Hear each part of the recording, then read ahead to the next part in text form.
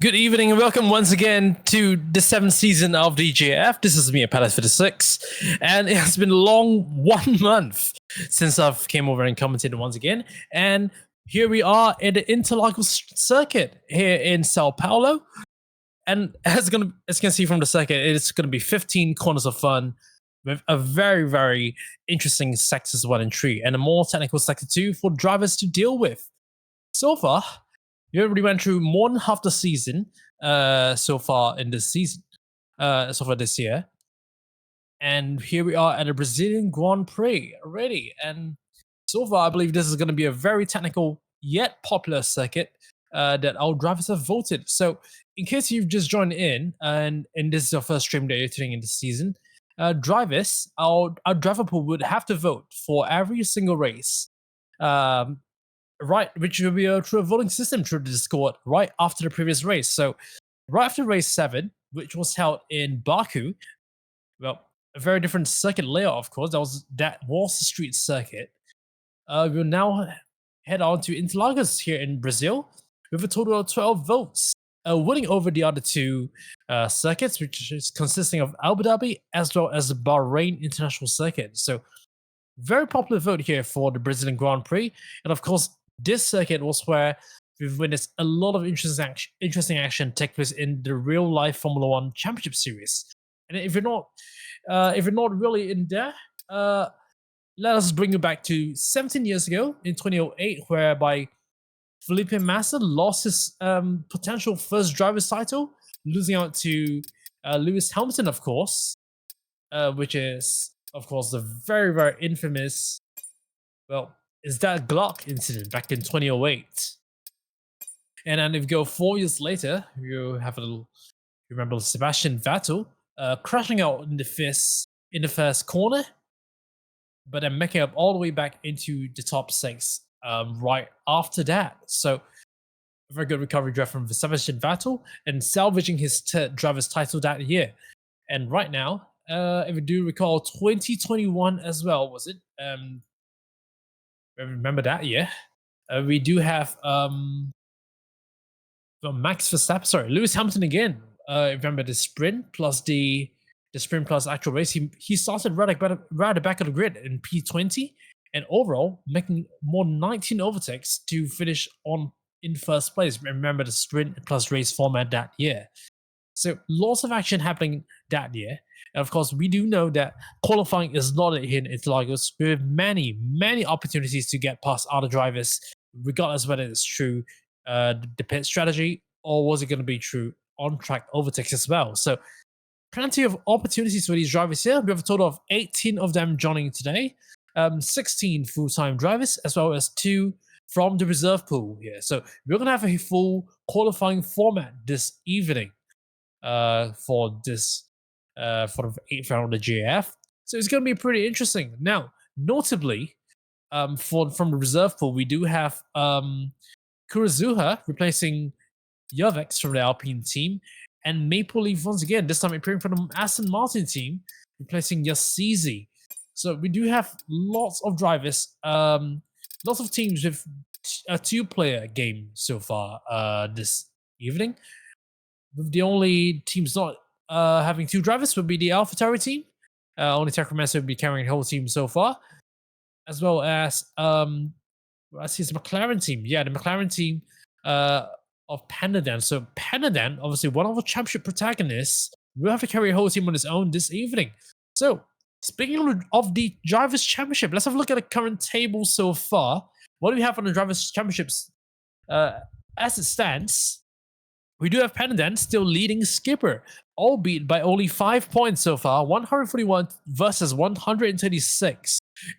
Clearly a 2-horse race for the final, towards the final round so far. 4 races left and 5 points, just 5 points separating the top 2. And then it is going to be a very lengthy 39-point gap, all the way down to Takaramatsu with 97 points, versus, well, Daki in the battle of its own as well, 97 versus 96. So we do have 2 separate head-to-head battles going on in the Drivers' Championship so far. Then behind the top 4, we have New and X-Knights, another head-to-head battle for 5th place. So 3 different head-to-head battles as you approach the final 4 races this season. Now, it is interesting to note that all of these drivers will appear in today's race. So keep an eye out for them. These standings are just tentative. Anything can happen in this head-to-head battles, and we do know that Panadan and Skipper have been getting the lion's share of the win so far over the past 7 races, but that does not mean Takaramatsu and Daki can't jump the gun. They can't catch up.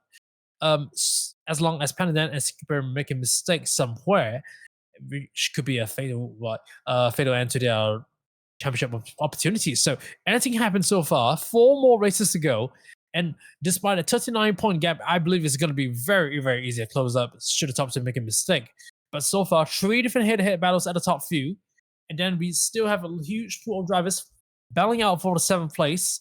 In the title, we have Bisim Curado, but Wido, and as Ramen from 7th to 10th.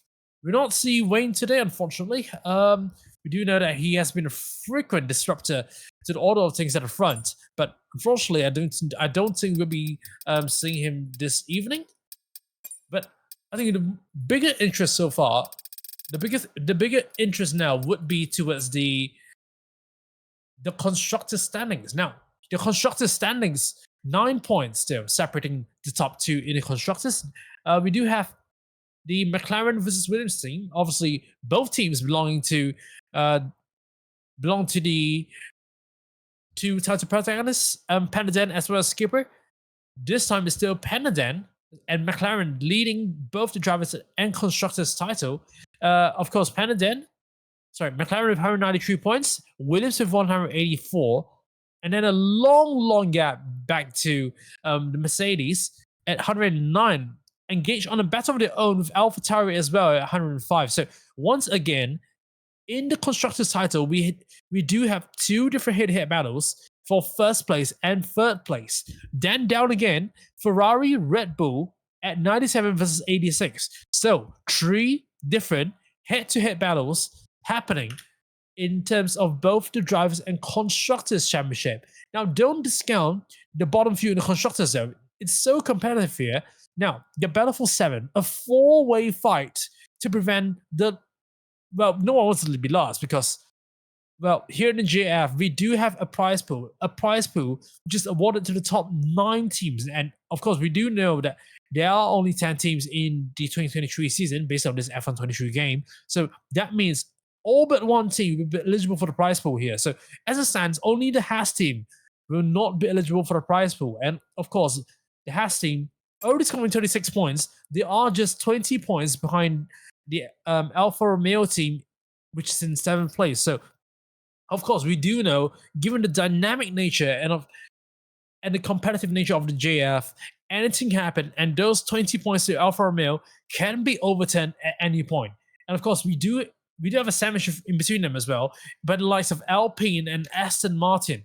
So we do have these two teams in between them, and that means it's going to be really interesting here for this to occur tonight, of course. So, obviously, we say anything can happen, and obviously, it's Interlagos. So, obviously, that statement holds true to what it is.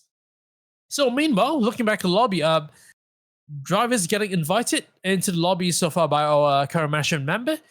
Captain KJ, if you do remember him, Captain KJ controlling both scenes, the cameras as well as the lobby settings right now. So apologies if the stream appears a bit laggy right now and the scene's not changing as quickly as possible because he is currently inviting the 18 drivers into the lobby at this point in time for the commence race.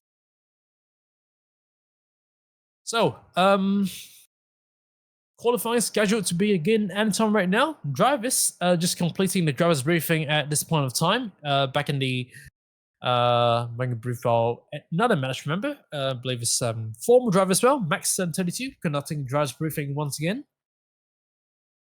But what I believe is that these drivers should be pretty seasoned in terms of their knowledge and exposure to the race rules so far this season. So, of course, speaking of the previous races, well, we can show the previous race results so far, which is race number 7. It was an interesting race, of course. The Azerbaijan Grand Prix. So, let's have a quick look at the race results of race number 7. So, obviously, if you're just tuning in, unfortunately, there wasn't any commentator for the race. Let's have a look at analysis of the results. So we do have Panaden ahead of, no, it's not Maple Leaf, sorry, it's Skipper. Sorry, it's Skipper from Roshan Robot, then Panaden. So it pretty much changed the whole landscape of things, of course. We do know that Skipper was at one point dominating the Drivers' Championship, capitalizing on Panaden's absences early in the season.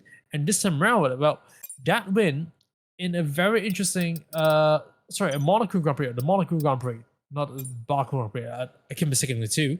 But yeah, Skipper, winning from 4th on the grid, actually, winning that race, and also has changed the whole landscape of things. He's now leading by 5 points away from Panaden. So a very pivotal win for Williams and Skipper for that very race. Roshan Robot, one of our reserve drivers, appearing, started second, finished second as well. Well, he disrupted all those things, obviously getting the extra points away from what could have been from McLaren and Panadem. So this is where reserve drivers become in handy for some of these drivers. Yes, this point scored by reserve drivers will still appear. They'll still count towards the constructor standings, but they will not count towards the overall driver standings. So that is going to be pretty important here in terms of the constructors championship, whereby most of the prize money is there. And meanwhile, we do see other drivers. Of course, if you see Monaco, well, Sacramento was on pole, owning fish in 5th place, and I'm pretty sure that, albeit finishing ahead of Daki, who started in 5th, he knows very well that a much better result of him could be expected better of him in order to extend that lead over Daki, which is now just 1 point. Yes, he got the lead over Daki for 3rd in the championship back then in Monaco, but I'm pretty sure here in Brazil, it is unfinished business for Takraman. So he wants to get that safe distance to Daki in terms of the championship. 1 point, definitely not enough.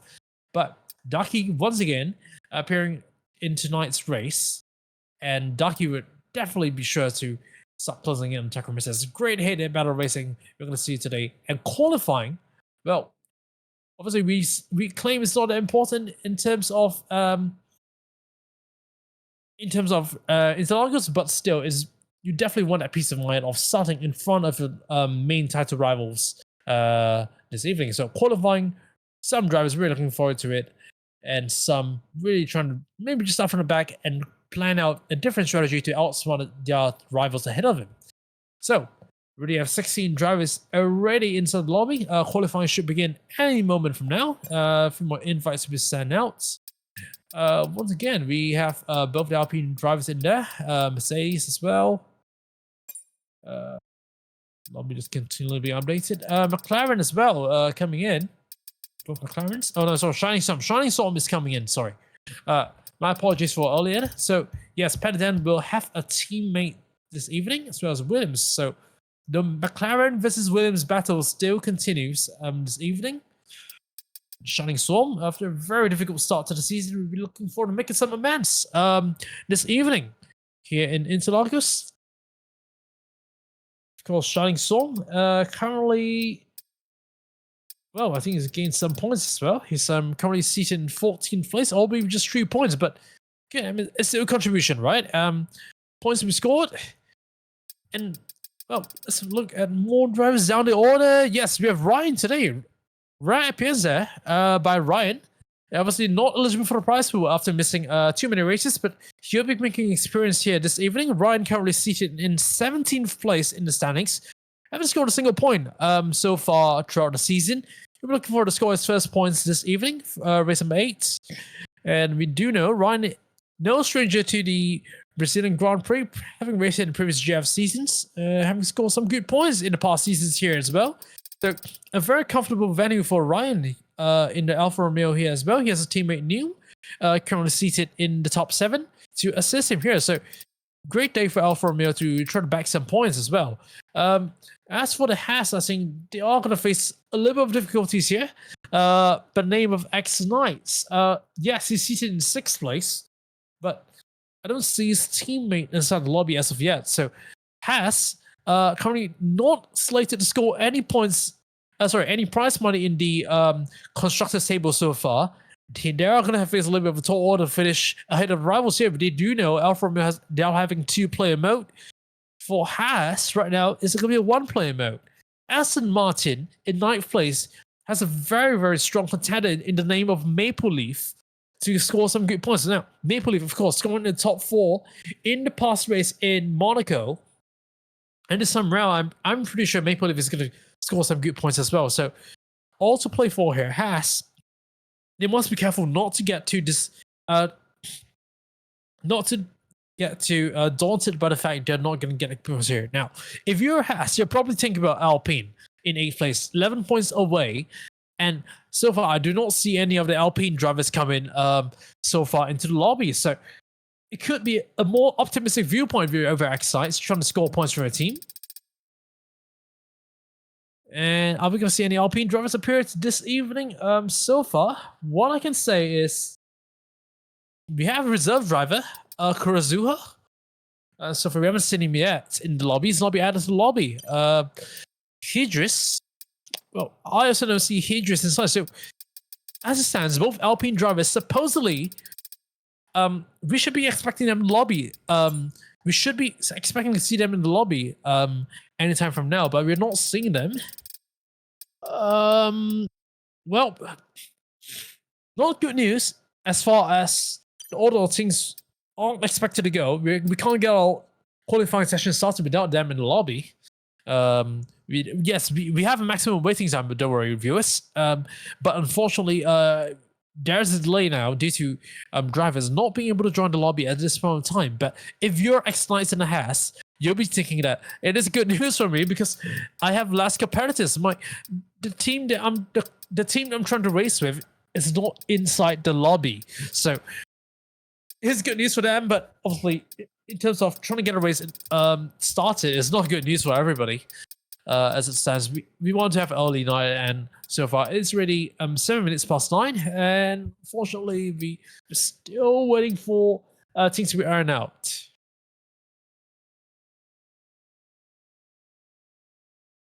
And now the driver not being able to join so far is Colado in the Ferrari, having some tech issues and not being able to join so far. Yes, but the other 15 drivers still patiently waiting inside the lobby so far. We keep you guys updated on when is it about to begin, but once again, apologies for the delay. We hope to get qualifying started as quickly as possible. So now, if you're tuning into the stream, welcome on board. Welcome to the 7th season of the JAF. This is me, Palace for the 6. We are now waiting. We're now waiting for qualifying to get underway.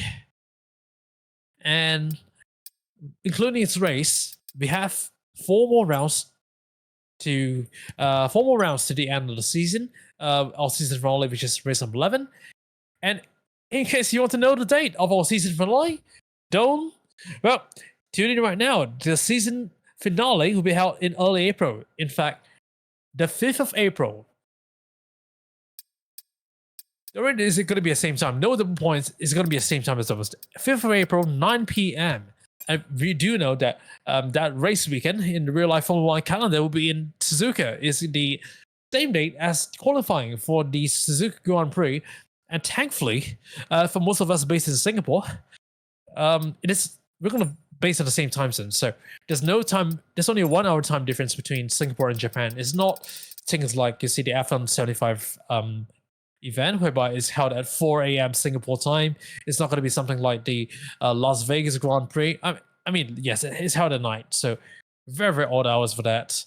It's not going to be something like the actual Brazilian Grand Prix, whereby we have to all stay till 3, 4, 5 in the morning just to see the order of things. But yes, I mean, if you did stay up for past Brazilian Grand Prix, hats off to you. I'm pretty sure you really enjoyed itself. It was worth staying up for the Brazilian Grand Prix. It's worth messing up body clock just for a really, really interesting race action, especially if you do recall last year, once again, another Max Verstappen masterclass, carving his way through the rain, and, well, of course, starting P16, no worries. Well, hopefully we're going to see, once again, another masterclass amongst our field of 18 drivers today. And, of course, Brazil brings lots and lots of interesting action, and I'm pretty sure this evening's race here in the JF Championship would be no different. So now we have 17 drivers in the lobby already. Down to 1 more. We're just about to get started soon.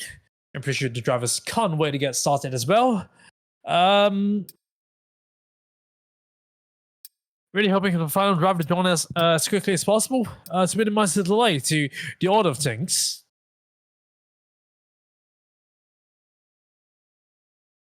So it should be the Alpine. No, both Alpines already joined, sorry. Yeah, Alpines both already in the lobby. So as it stands, it's going to be...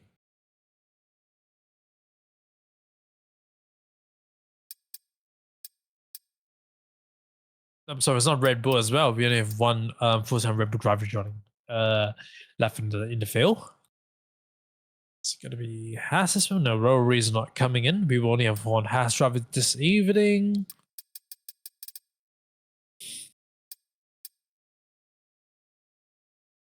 The AlphaTauri. Is it the AlphaTauri team? Doritos not coming in.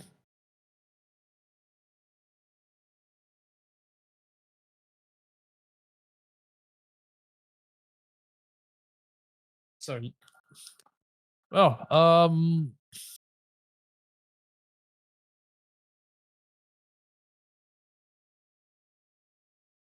B-Sim? No, B-Sim's ready in as well.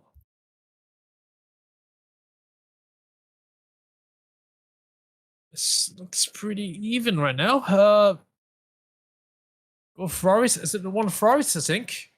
No, both Ferraris are also in, so I wonder who is missing, to be honest. The Alpine? Both Alpines, right? Yes, both Alpines are in as well. AlphaTauri missing one. Oh,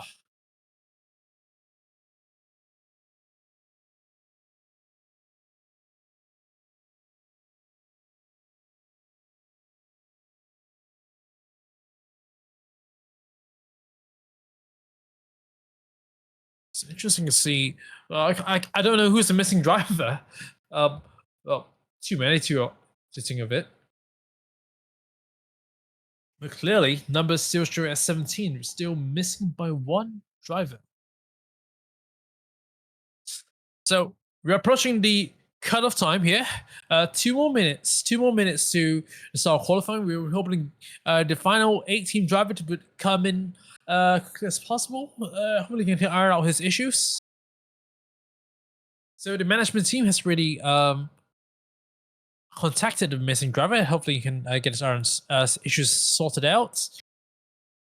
And maybe, well, if he's not able to join in time, probably he'll have to get permission from race control to start the race without the qualifying time. He'll be able to start at the back, but he has to get permission. So not a guarantee so far, but let's hope he can come and join in qualifying session. 1 more minute to go before we keep going. It'll be to the discretion of the management team to flag off the qualifying. We're hoping for the delay to be minimal, of course.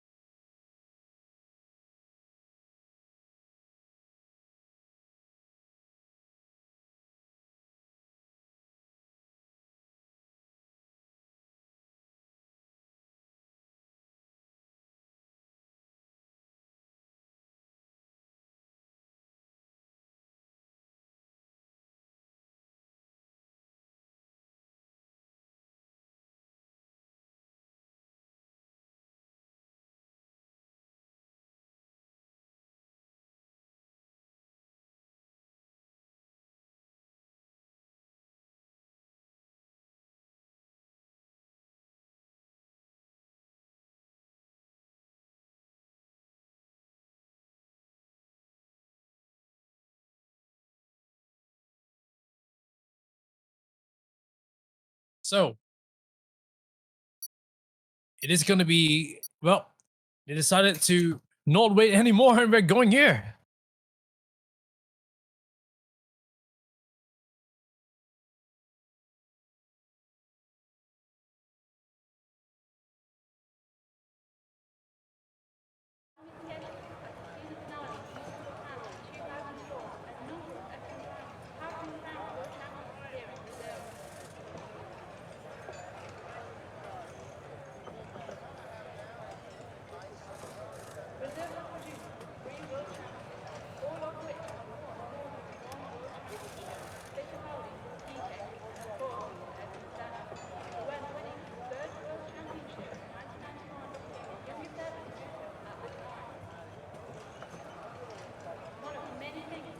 So, welcome to Q1 here in Interlagos. Management team has decided not to wait for the final driver to join in. Hopefully, he can join us later in on doing the race. But 17 drivers still this evening. beats him. Unfortunately, oh, it's left a session. It's left a session there, beats him. So, well.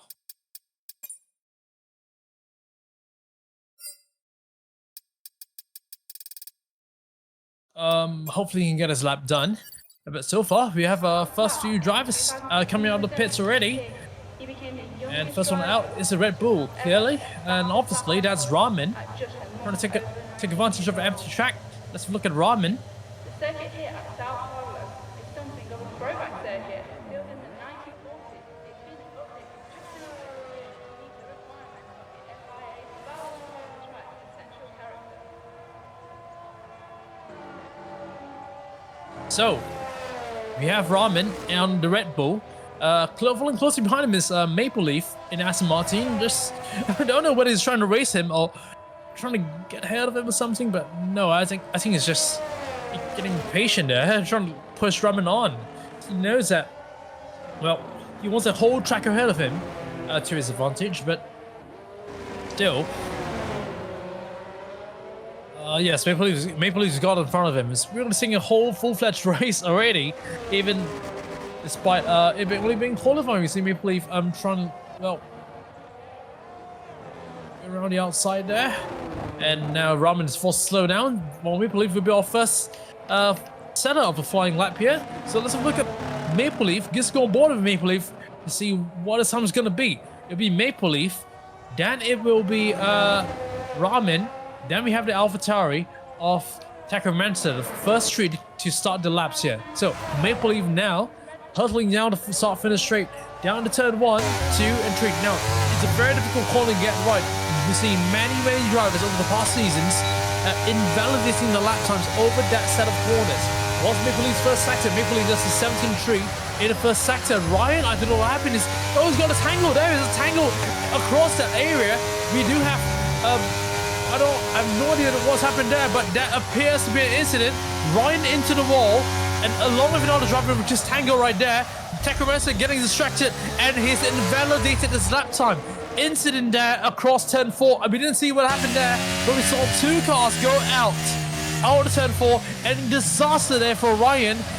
We say it's so important for the Alfa Romeo team to get points this evening, but he's already eliminated. Not even 2 minutes of qualifying beginning, and there's a driver impeding Maple Leaf as well. There's a driver impeding there, and I think that's Alpine. It's Alpine impeding them, and I think clearly from our cameras you can see his Kurozuha there. Did he get in the way too much there? I don't know when it comes around to that time. Maple Leaf is a little bit of complaint there, but there's got a time of 109.9. Other times behind him, I don't think that's going to count as well because, well, there's so much compromise. Already, Takaramansa getting distracted by the first, by Ryan's crash in the turn 1. I'm not sure who he tangled with, but definitely affecting multiple drivers lap time. Maple is getting impeded on the penultimate corner, and with, well, JW 110.283. Well, I don't know what's happening here already. Drama at the start of qualifying interlocals already. Now, proper lap times, post-distraction, Corrado with the first one to set, and without distraction goes 2 tenths clear of Maple Leaf. More times coming out on the board. We have a Mercedes as well. I think it's Von Haley. Von Haley 111.092. Then we have Ryan's teammate Neum only 111.5. Disaster here for the Alfa Romeo. Hopefully they can turn things around. We have more drivers coming out. We have Skipper. Let's go on board with Skipper and see what time he's going to set. Panadan goes to management 108.740. Skipper, let's see whether he can beat Panadan's lap time. Panadan, he has the time of a, well, 17.1 in the first sector. Let's see what he can do there, Skipper. Skipper matches him. In fact, goes faster than Panadan by 33 milliseconds. What about sector 2, the more technical part of this circuit? Now, of course, we see and then they're getting a 34.7 in the second sector there. Let's see what we can do here.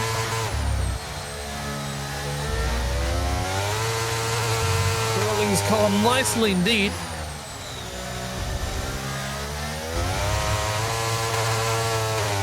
Skipper now going across, approaching that corner here. It's so easy to get impeded here. Takaramansa goes even faster. Skipper spins over the wheel spin there, and the lap time is gone. Our title protagonist Skipper has messed up his first time going to get an unsafe rejoin here, but that's it. Skipper has to go again. Tachomancer, after messing up his first lap, goes first and fastest ahead of Panaden. So there is some competition here from Panaden. So it goes to show it's so difficult to get things right here. You have to be on your game. You have to be on your game. Every now and then, it's so difficult to actually get things right here. Now, what about JW? He's going on the second run here. He goes push, cool, push. 6 tenths out right now, JW. He knows that the first run was a bit compromised there, so... Well, he wants to amend things here. JW going on a very great lap. Already way up in his personal best. JW... He goes into the 109s, 109.872, goes out the 4th fastest alongside his teammate. A very strong start to the Ferrari team here, mashing each other's times. We're going to see such action right now. Skipper's going for a cool lap here, but what about other drivers we see? We have, well, next, Dark, X9. X9 and Hydrus currently on laps right now. What about X9? Can he put it on the mix?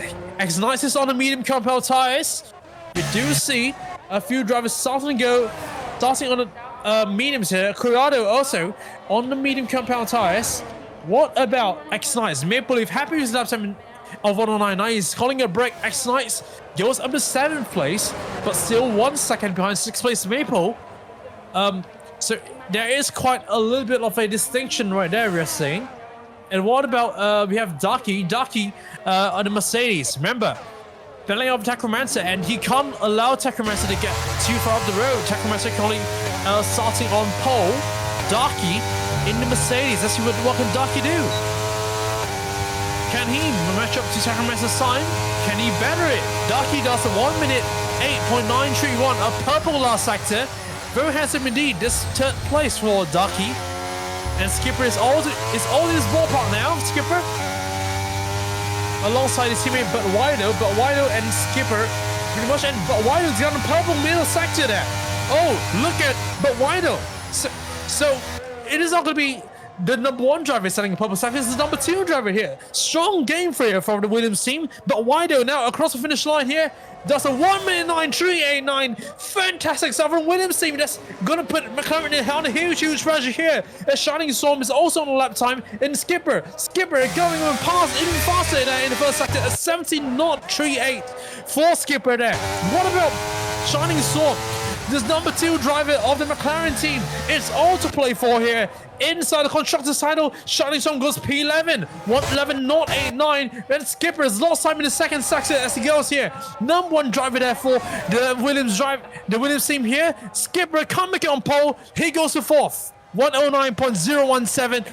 But it's still the top 4 after stands. Tachomancer, Panaden, Darky, and Skipper still holding the top 4 places, but a gap down to 5th places. Ever closer. Hydrus in 5th place so far, 109.134. And so far we have B-Sim also DNFing from this session, presumably with terminal damage, isn't it? Yes, no, B-Sim has decided to call it quits. B-Sim does not want to take any further part of qualifying. So as it stands, no wonder we have drivers quitting. So long as you have a lap time here, a registered lap time, no matter if you're selling a 2-3 minute lap time, you are still going to make it in Q2. So as it stands, Q1 is settled for. Cars going back to the pits, and we are probably just going to wait it out till Q2 at this point. As it stands, 17 drivers, Ryan crashing out, B-Sim is already retired. Decided calling quits. Is going to start in 16th at best. So that's it. Your 15 drivers are confirmed in Q2. It's going to be a practice session from now on.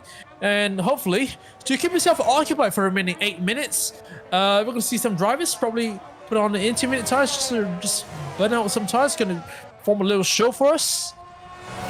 Well, but there we have it. Provisional standings. Tachomancer, Panaden, Darky, and Skipper. And honestly, a very phenomenal lap time from Tachomancer. A 108.564.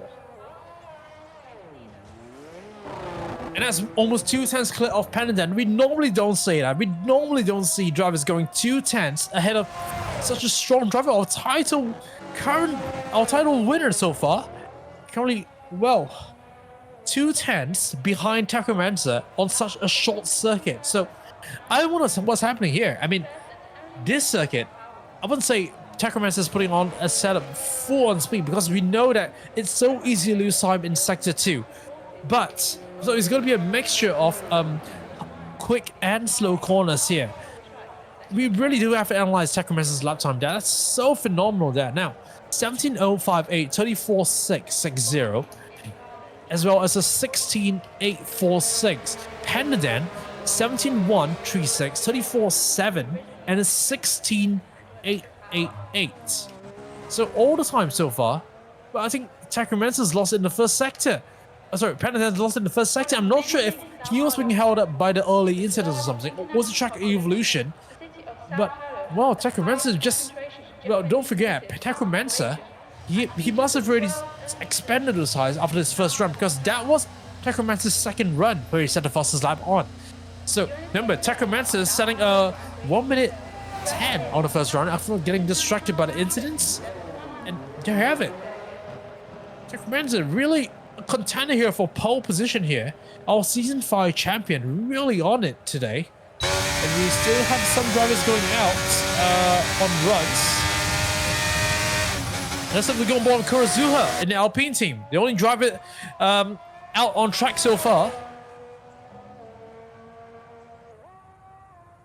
So we do have Kurozuha currently in 14 fastest. Pretty sure you want to do better than that. So far, I mean, you can take it as a free practice session for these drivers here. It is going to be important to come to later stages of qualifying. Ramen also coming out for an outlap at this point of time, so you as well. So the remaining 6 minutes, enough for drivers to do an outlap, push lap, and an in lap. So we're going to see drivers starting to use this as a practice show. Now Kurozu is back out of it, but we do have a bunch of cars.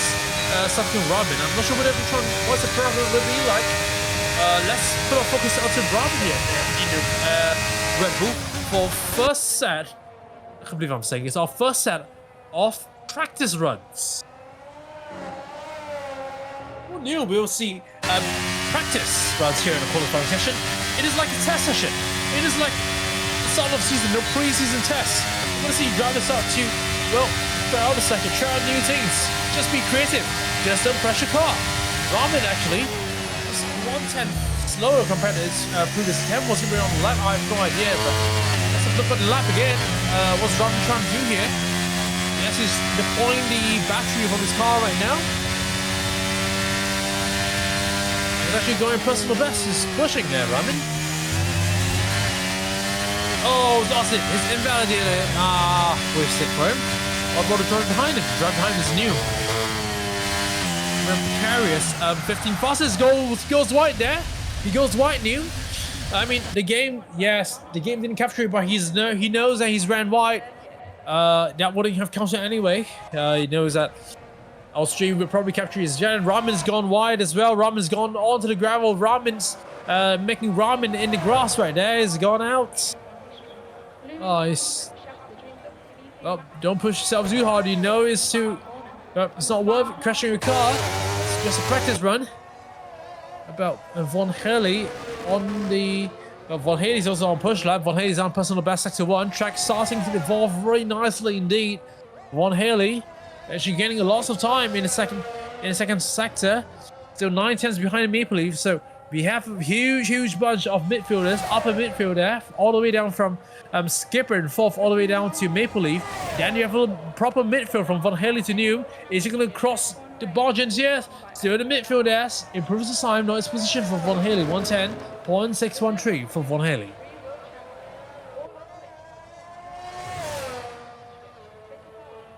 Yeah.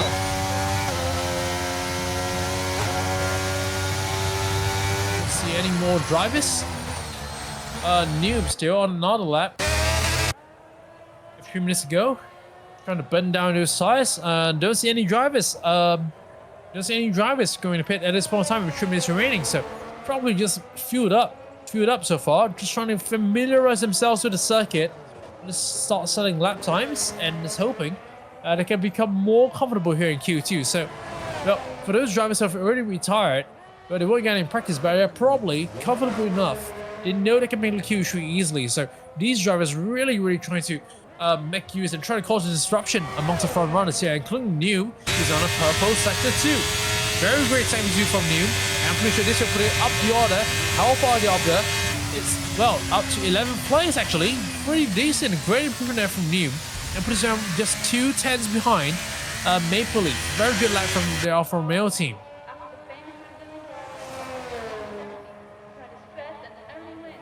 So the question is, well, for New, if you're gonna have himself improving, it might not be enough.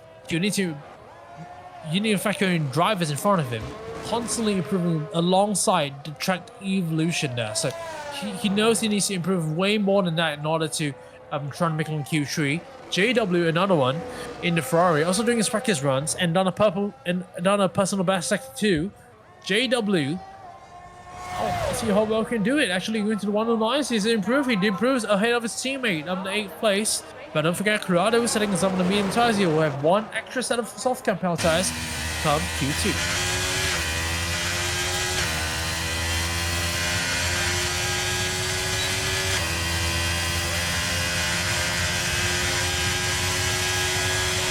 I presume that's it for Q1, isn't it? Not much action to discuss at this point of time. Newman finally uses always few and is starting to head in the pits at this point of time. I don't think any driver would be coming out so far. It doesn't mean raining. There'll be no meaningful running at this point of time. Ramen, I mean, if they really want to do another run, there's still time. They're carrying on. Yeah, outside Ramen already on 5 lap soft tires and does a donut there. Ramen, he does a donut. Ow, you don't get disqualified. Be careful when you're going the right way. I've never seen any drivers go beyond that the drain over that before. Oh no, Ramen just he's just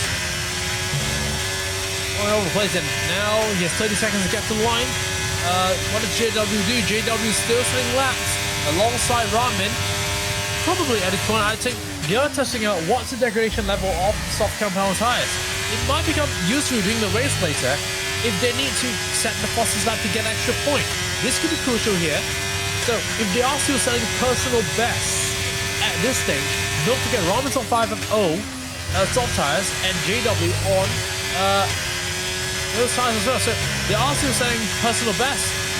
JW is invalidated lap time because he did too much during the race, but crucially, I think they still need to find out what is the pace of the tires there. Ramen has spun out, so tires clearly worn, I think, for Ramen. What about JW? He's invalidated his lap time, but pace is important here. Everyone in the pit will be looking at his lap time. How well are these soft tire compounds going to work in this sort of conditions here in Interlagos? And what's the degradation like? Does he set a personal best? Oh, he does there. It's got a phenomenal second sector for JW there.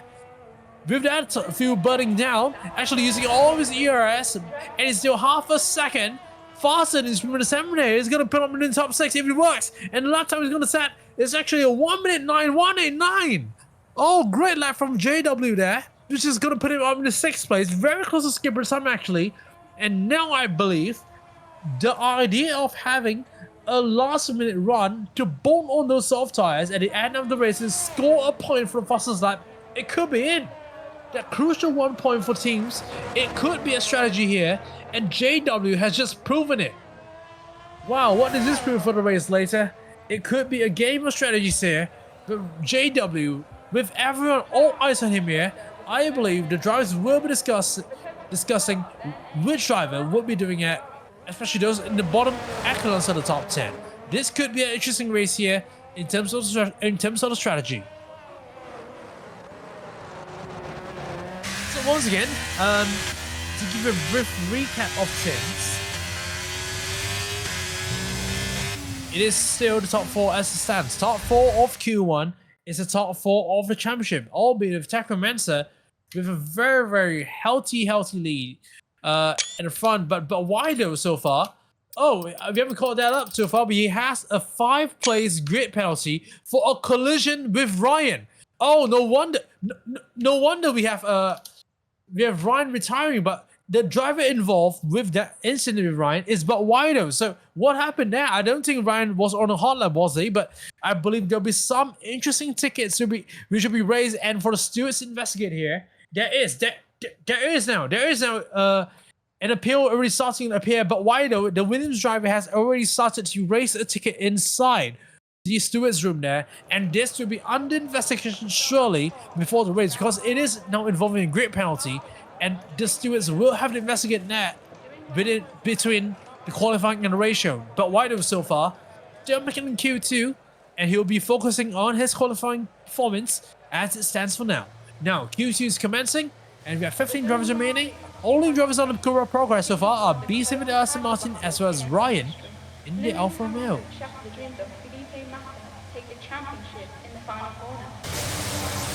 So Hedris in Alpine, wasting no time to getting out there.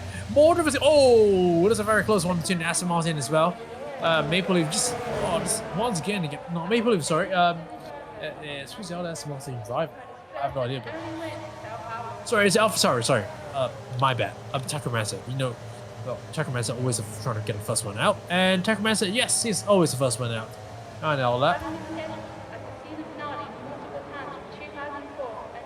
We do know Maple Leaf is quite a baller when it comes to getting out. We know we have dubbed him. We given him a English name in terms of qualifying. We have, what do we call him? A Kanchong Spider. Yes, he is a Kanchong Spider in terms of getting out of the pit lane to get his qualifying done, and he's out so far, albeit, well, the 7th driver out of the pit lane.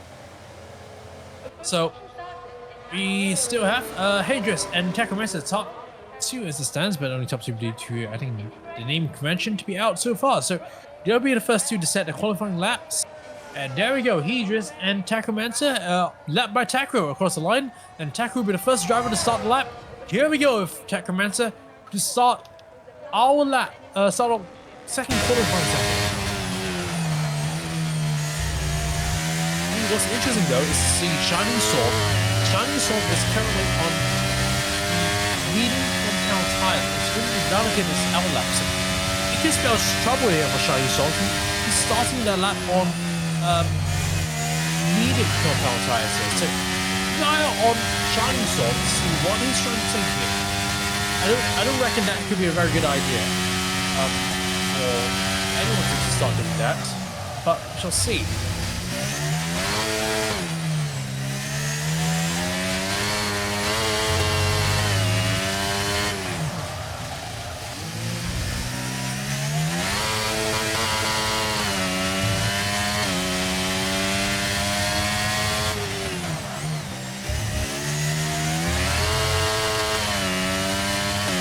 So lots of traffic here on the circuit right now. We have literally Everett SFX Knight on track at this very point in time.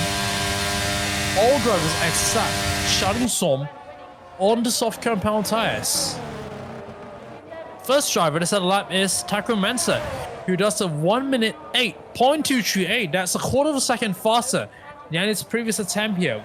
Shining Som, well, X Nice has started joining the session. I think X Nice, the only reason why he's not in there is because he's disconnected in between the transition between Q1 and Q2. So he'll be trying to get on track in terms of his qualifying program as soon as possible.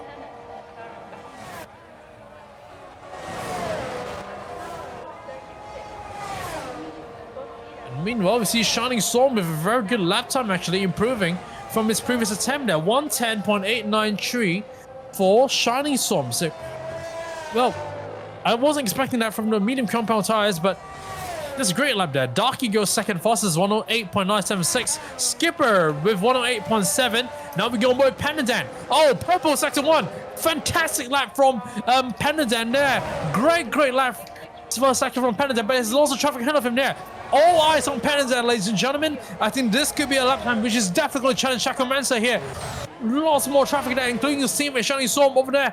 We have a Neum trying to get out of the way outside the line right there. Pendadan really trying to get a good tail from his teammate there. Shining Storm could do a bit of back going quickly, but I don't think it's well choreographed here. I think But the dirty ass are fighting more than anything. But Pandadan very close to his team with Shining Storm there. Shining Storm trying to get a move on. Purple second seal from Pandadan still. But this, Ruben Crucial, great job there from Shining Storm to start going on as quickly as possible. The toe is on there. Shining Storm towing Pandadan through the line, and the toe is worked. Shining Storm peels in the pit lane, but Pandadan has the toe, and he's still, wow, that's nice indeed. P2, a compromise second or two, but still enough to put him to less than 2 tenths behind Takamansa. Great job there for Shining Storm to give him the toe. We're seeing more times happening behind there. We have everyone else happening in lap right now. We have Von Haley. This time he has done one additional warm-up lap from himself, but Von Haley there. Well, this is a massive improvement there. A proper lap time from Von Haley. Is it enough to get him out into Q3? The answer is just 110.582 pushes Shining Storm down to P11, 110.893. What about X Knights currently on it? He's just on the L lap. We'll focus on X Knights as he's going to start his qualifying lap. Where does this place him amongst the field? We have so far Shining Storm, Kurozuha, Tidris, and New, and X Knights so far in the relegation zone. So all eyes on X Knights to set a lap time here. Remember, has currently lost in the standings in the constructors title here. We will go on board of X Knights and just enjoy the engines of the Ferrari of the house.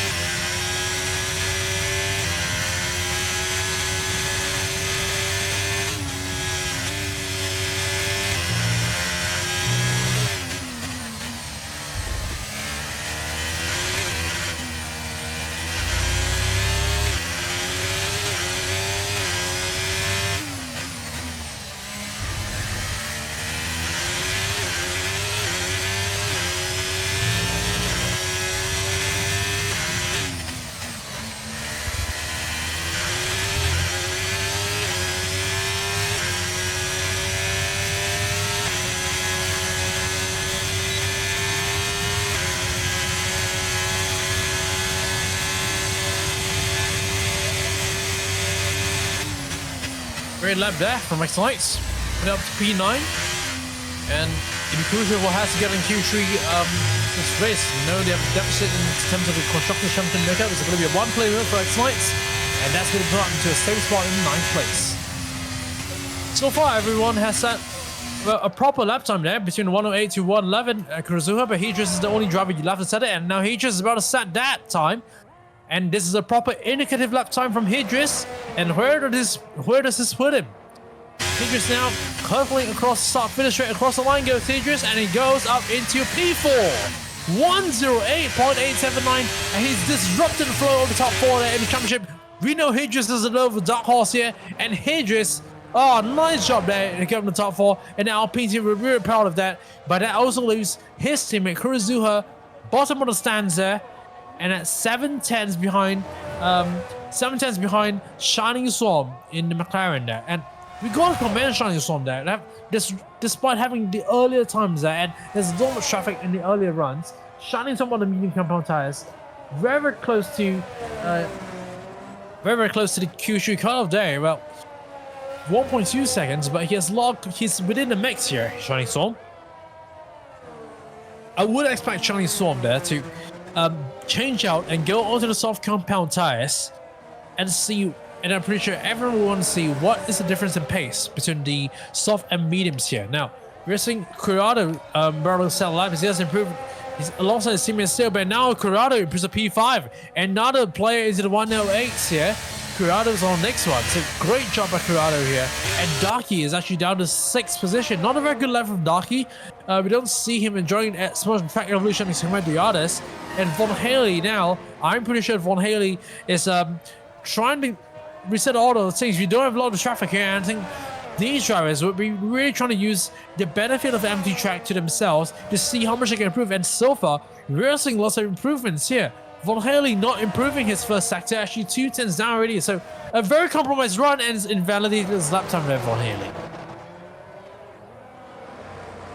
5.5 minutes remaining, and Von Haley, I think there's still enough time for him to go down back into the pits and get away again for a final run.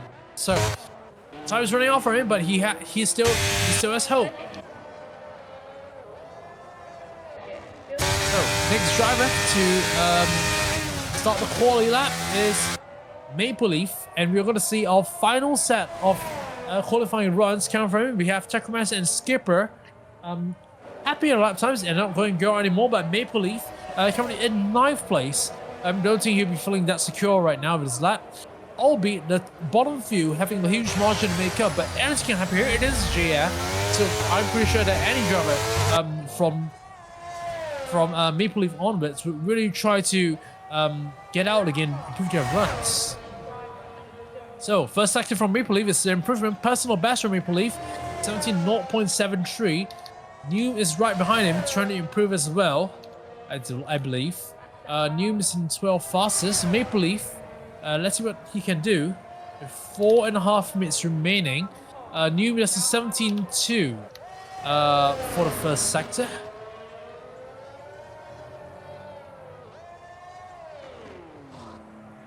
So Maple Leaf now rounding through the second of the 2 right long loops there. Maple Leaf now going to the next heavy braking zone.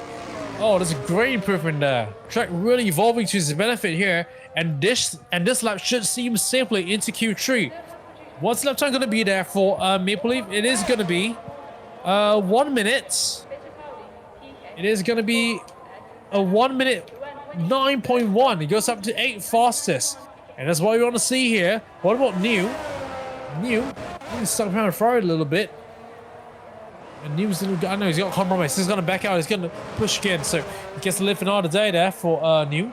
Ramen, as a matter of fact, is improved as well. 3 tenths up. So Ramen is a huge disruptor here. If he's already 3 tenths up on his first sector, and that shows there's definitely more time to come in terms of the second and the third sector. So eyes on Ramen. X9's keeping trouble here. X9's just pitted. He has to come out once again very quickly. Need Von Haley, as you mentioned, he's going on our lap already, wasting no time there. Ramen now. Ramen isn't really something improved by a massive margin. Let's see what second. Oh, second sector is massive. 1 second improvement from his previous attempt there from Ramen. Oh, ladies and gentlemen, look at this lap from Ramen. I feel this needs to be analyzed there, but I just didn't record the lap, so it's gonna be a big wait if you don't record that. And that is a phenomenal lap from a Red Bull driver. Where did that come from? A 4th place from 11th there. Phenomenal lap from Ramen, and I swear that lap could not have been any better from Ramen there. We need to look at that once again. I've never seen that sort of improvement before. Wow. Meanwhile, let's look at the bottom 2, Shining Salt and Kurozuha. Currently in the bottom 2, actually, Von Haley is selling laps. So the bottom 3, eyes open on them. If you're going to see lots of improvement coming in from even lots of Ramen, well, what about the bottom few? Anything happen here? Albeit, I think there's some traffic. Shining Salt not doing very particularly great. Because like they've gone wide as well. I don't know what's he doing. Kurozu has got compromised by the traffic as well. So hopefully he can start improving. And what can Kurozu do? Von Haley has invalidated his lap time once again. You don't want to be doing this too much. There's only 1 attempt remaining there. Kurozuha improves his time, not the position, stays last at this point in time. Any driver still out on the lap at this point in time is Darky. Darky already down to 8th fastest. So very, very tightly contested field. There's no distinct front runner here.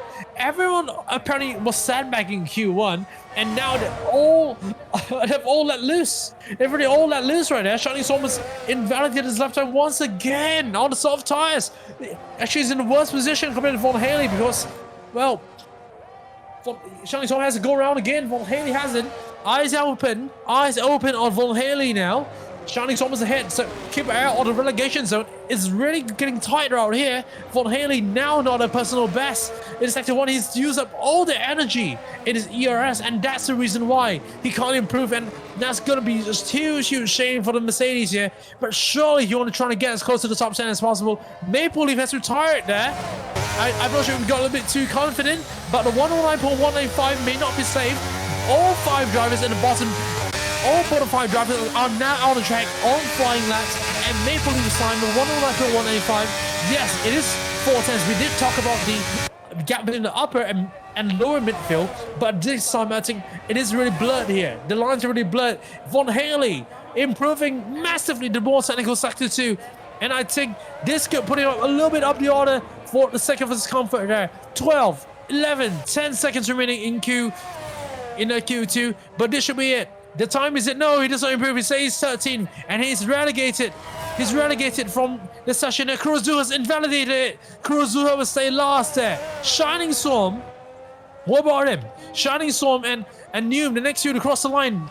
So, X-Nice, Noob, and Charles. X-Nice will cross the line first. X-Nice stays 11. 109.593. Improvement over time. Not in a position. Noob also does not improve. Shining Storm is the only driver to play for here. And I think he's back off. Has he back off? No. He's improving. Oh, he's improving actually. So he's on the soft tires. He's on a proper lap. And this could be the lap time we're eyeing for. Can Shining Storm make a surprise shock appearance in the Q3? The answer is no, I think. No, but he does a very good 12 fastest there. And I think that is one of his best qualifying performances of the season there. And I'm pretty sure his teammate Penadin would really love for him to start in Q3. But 12, no biggie anyway. It's still right outside the points. There could be anything can happen in the race. So a very interesting final closing moments to Q2. Now we haven't been looking at the top few, but Darky, yes, he's restored all those things. He's finally made his way up in the P3. The top 4, once again, the big 4, staying on hogging the top 4 places, but the gaps, oh my goodness me, they are tight. They are really tight. Ramen just 6 100ths off Darky's place in 4th. But wider once again, another 10 off Ramen. And we thought Hydrus's time was phenomenal.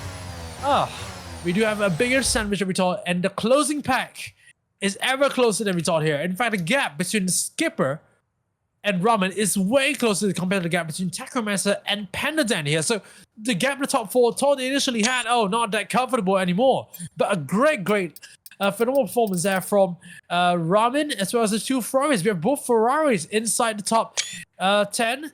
Both Williams also in the top 10. So keep an eye out for these 2 teams. In terms of the constructors' standings, there could be a dark horse today. Remember, Ferrari, they're now in a battle between AlphaTauri and themselves. But if Tachomaster makes a mistake, Ferrari will be there to capitalize. And I'm pretty sure big points there in the technical sort of Ferrari.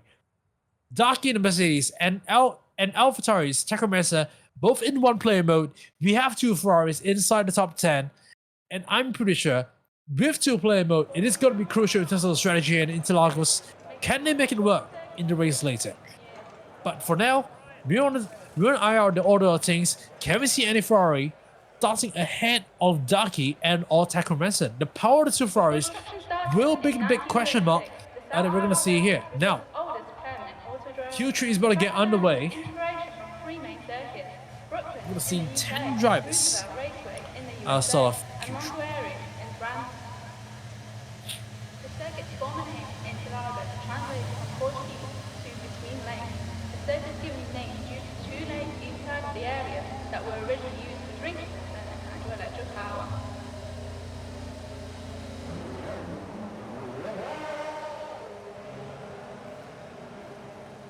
In 2019, Max Verstappen's Red Bull became the first Honda-powered car to win at Interlagos since Ayrton Senna's McLaren back in 1991. McLaren are the constructor with the most wins on this circuit, with a total of 12 to their name. However, Ferrari are not far behind them.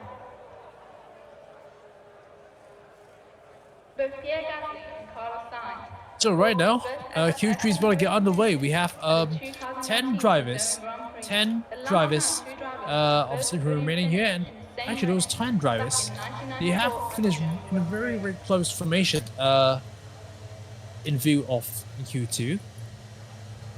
So keep an eye on them. It's going to be a very particularly interesting fight as we close in to the final stages here. Doing running qualifying does not guarantee coming out on top. So first out, once again, As the tower power first says, out, we have the Sacramento out, taking altitude into consideration. The cars and here Maple Leaf. require more downforce. Once again, I always call them crunch spiders here. They're actually already out. They're already on a hot lap there. Apologies for the disruption there. Sacramento only 17 or not 39. Maple Leaf right behind him. Maple Leaf. That's the 17.154. So these were the first two drivers on their hot laps. Run number one has commenced. So, what are we going to see from Sacramento there in the AlphaTauri team?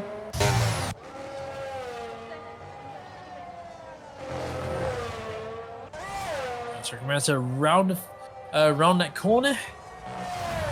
Down the hill he goes, Sacramento. 1781 across the second sector. Great started to his lap.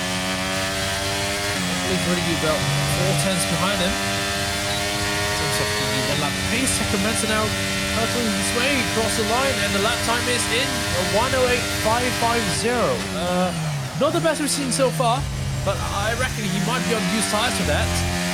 Nicolay 109.0, Thomas down. Darky next across the line. No, Skipper. Sorry, Skipper next across the line. But wider he goes to 195. Skipper well across the line there. Skipper was 108.881. Darky goes fastest in 108.442 so far. So it's been on fresh tires as well. About 110 paired. Corrado, oh my goodness, Corrado, where did it come from? 108.671. Who the frog is strong here? What about Big Driver Panda down 108.276? That's more like the order of things. We have drivers running all sync compared to the rest. We have Ramen.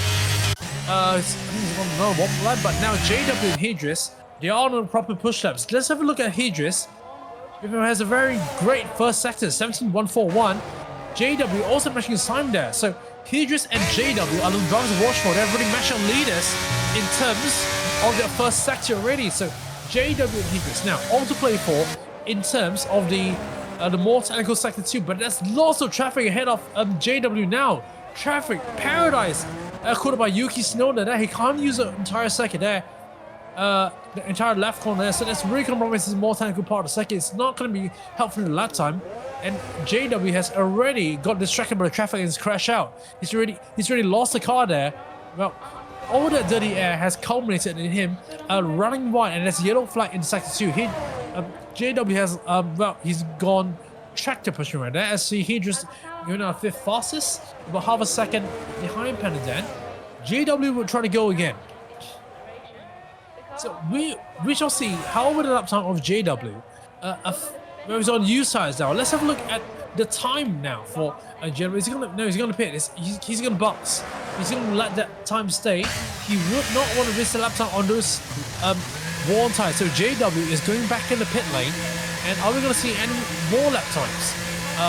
Coming in, Ramen with a 119.3. I think he's made a mistake. Yes, he's invalidated a lap time. He'll still complete it for some reason. Is he going to start again?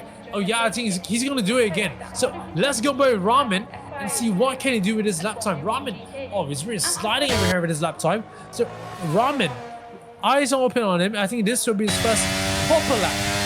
Then we're going to look at Ramen now. In sector 1, I think no, not improving now. Already 1/10 down, but it would do great if he can. No, he's inverted. He's hit the wall. He's hit the wall. It's hit the barrier. Oh no! And thank goodness he didn't harm anything there. But Ramen's really collided hard into the wall, and I'm surprised he got away lightly there. Does he have to bring damage though? Ramen? No, he's very one lucky man there. Is Ramen. Flattered the wall, but no damage there for Ramen. Oh, I swear. And we're into the 107s. We didn't see that attack from a skipper, but 107.993. Oh, that's a phenomenal lap from a skipper. Game on, Pendan Ducky Takamatsu. It's all for them to catch up there. I've never thought I'll see a 107 in this junction, but look at that from that's hats off to Skipper there.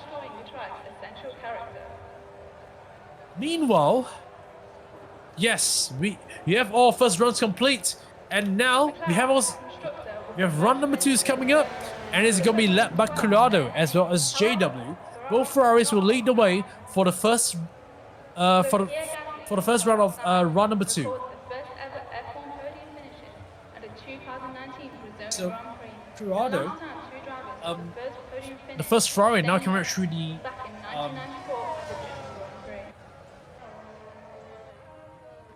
set of corners. The more technical 172 is approaching the penultimate corner there.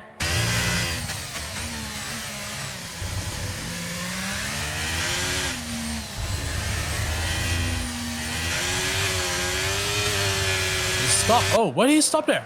Oh, you can't stop in the circuit. That's a little dangerous to do so, but anyway, you're gonna lose your momentum if you're gonna stop there, Corrado. Don't do that. So, eyes open on Corrado. He's spinning. That's weird. Weird strategy from Corrado. What about JW? Is it Ferrari called to pit? No, he's going ahead. So, JW, our first driver to go on board. Let's go board Corrado in the Ferrari team. Oh, a little unstable there. That's the pressure that's getting to him there. And that's going to compromise his lap for sure. First sector, 17.2. Definitely the Twitch has lost him some time there. He's invalidated his lap time as well through that dangerous corner. And, oh, he's got to back out and he's going to warm his tires again. What about any more drives to the Maple Leaf on an outlap? What can Maple Leaf do?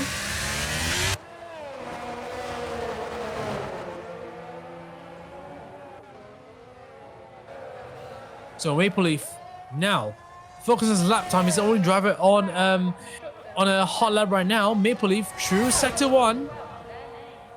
And say it's pretty decent lead at 17.172. For the Aston Martin driver. Now, as he goes across the very long sweeping left-hander of the City of Lago, the long right-hander into Ferradura. Let's see how he breaks into turn number 7. Great job there. Nicely done indeed from Maple Leaf. But you should be aware this should be his penultimate run. He should have still one more run in terms of his running and getting to the line in time. But this lap time should be crucial because the tires are at its freshest. And not improvement there in sector 2, I think. Sorry, improvement by a 10th. But I think it's not a very clean run. It's just a little bit too conservative there. But handling the more technical sector 2. But how much can he improve in terms of the final run to the line? Is going to be a 1 minute. Goes up to 7th place there. 108.9684 Maple Leaf. Drivers behind him, we see Takamansa. Still improving there. Takamansa's coming in 4th fastest.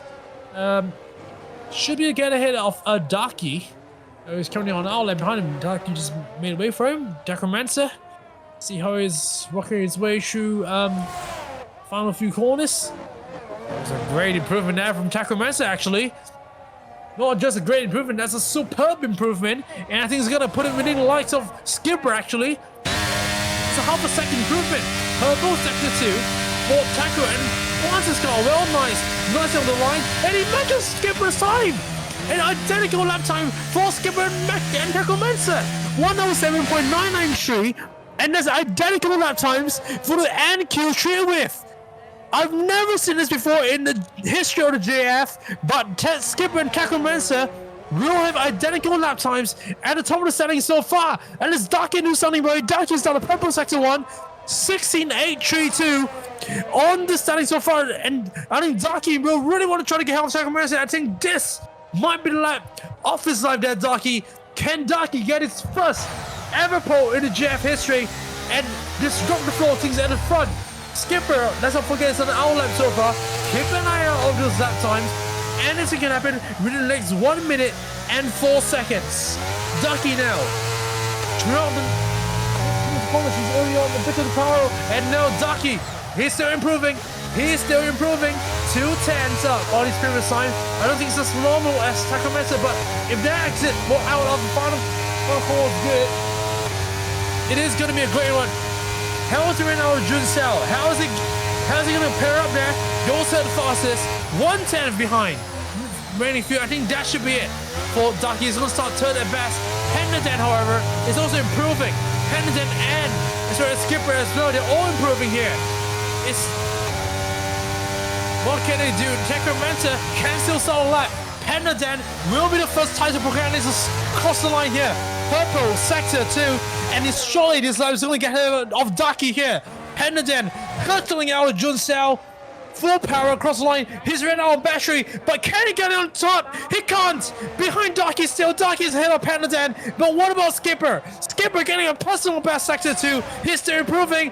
He's getting several cars in front. There's a car of Aston Martin Maple in front of him. Maple even does not improve, but Skipper does improve for 107.942. Tackle Manson, no! He's invalidated his lap time, and that is it. Tackle Manson, by invalidating his lap time, has given away pole position to Skipper. Skipper's got pole position here for Tackle Manson, then Ducky, then Panadan. The top four now, and Corrado improved. Corrado improves to P5, and the gap between Corrado and Panadan just 2.5 tenths of a second, but Skipper, why the very last guards, we thought Takamasa as something along with it, and Takamasa is still going for it, you know? Takamasa wants to prove his prowess in his car in the middle of the track though. I have no idea what happened, but oh no, Takamasa is spinning. But a very competitive Q3 here. We thought Q1 was competitive, Q2 was competitive, but what a Q3 we had today. Nothing separating me in the top four, and this bodes well for the race here. That no one is bad here about the competitiveness of the JAF. Who knew that the top four constantly being shuffled like a deck of Uno cards here, and anything can happen here, including with a phenomenal final run by the two Ferraris. We expect to see them as dark horses here in the race later. Do not go anywhere, ladies and gentlemen. The race is up next, but towards a very exciting end, the Q3, JW unfortunately not getting lap time settled there. JW probably getting one too many laps invalidated. Did he get a proper lap in? No, he's only got one run. The first run is invalidated. So that is it. We expect to see better from Ferrari, but that's what it is. We should be able to see a very great, exciting race later tonight.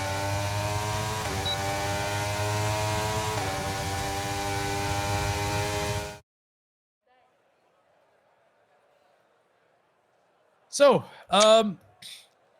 right now, we're going for a break at this point in time, a quick 10-minute break after all the excitement here in qualifying. So, ladies and gentlemen, of course, once again, we want to say do not go anywhere, and obviously have a great break before a fairly exciting and exhilarating race to come.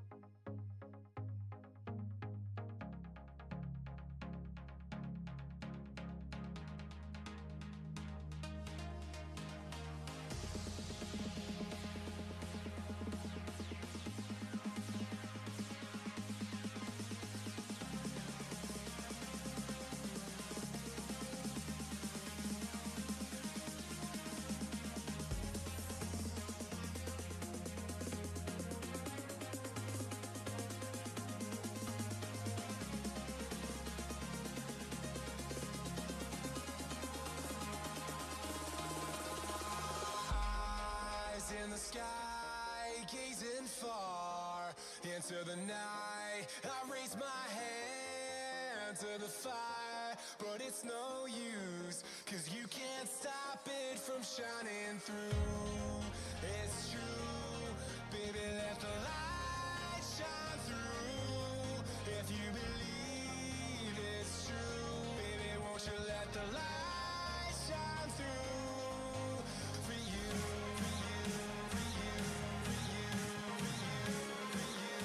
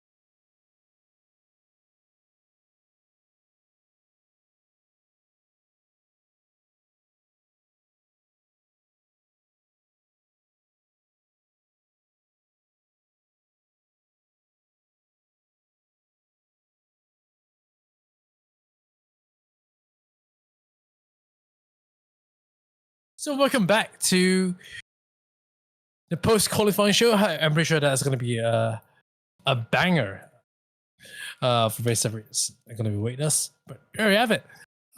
Our well, our qualifying results just came up next. Yep, the top four, really tighter than we expected. We have once again we have Skipper getting another pole of his list of continuous ones there. 107.942, joined in by Tacromancer, who was initially tied with his time with 179.93, only to invalidate his final run. Well, of course, starting P2 isn't any biggie there. Tacromancer, obviously, on the front row, we do know that opportunities are aplenty when it comes to Interlagos here.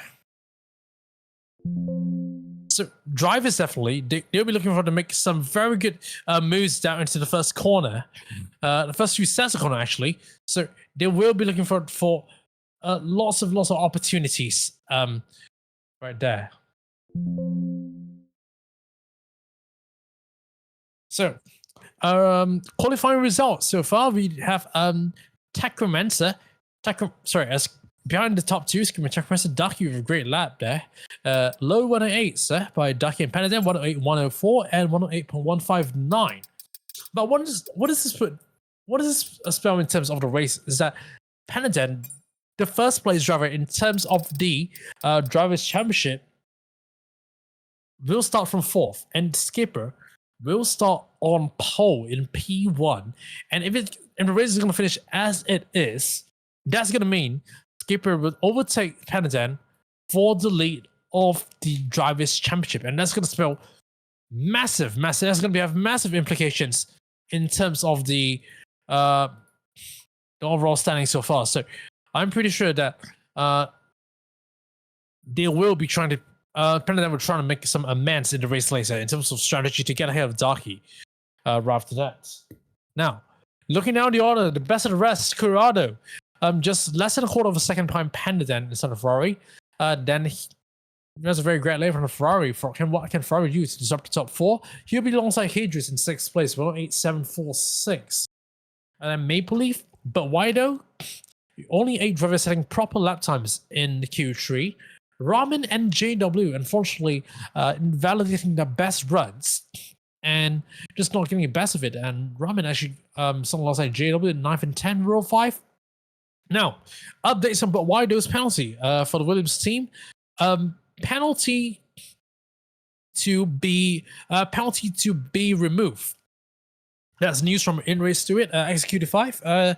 Yep. Thank you for the update for Race Control. Race Control decided to remove the penalty for Wido. So the reason for that being, actually, that's also going to link with Ryan's incident. So Ryan and Wido. So Ryan, what happened for him was that when he joined, his wheel was disconnected. So that has resulted in Ryan colliding with Wido.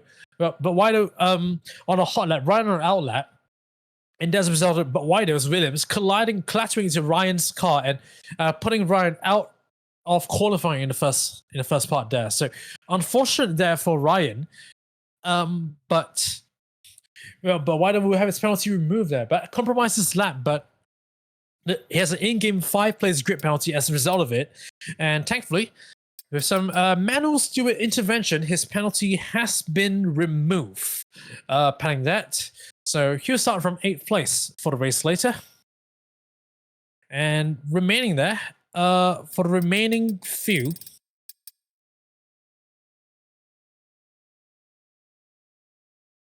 From 11th all the way down to 15th, we do have drivers off.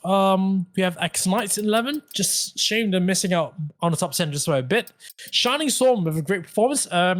Overall season best qualifying of 12th place, New in 13th, and Von Halen in 14th. What's interesting here is that 12th to 15th only separated by less than 0.2 of a second here. So a very, very tight midfield to be contested there.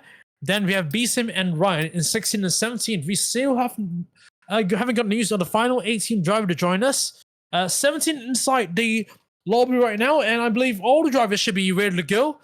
Should be just getting waiting for the flag off by our management team, and we should be good to go for the 8th round of the JAF F1 season.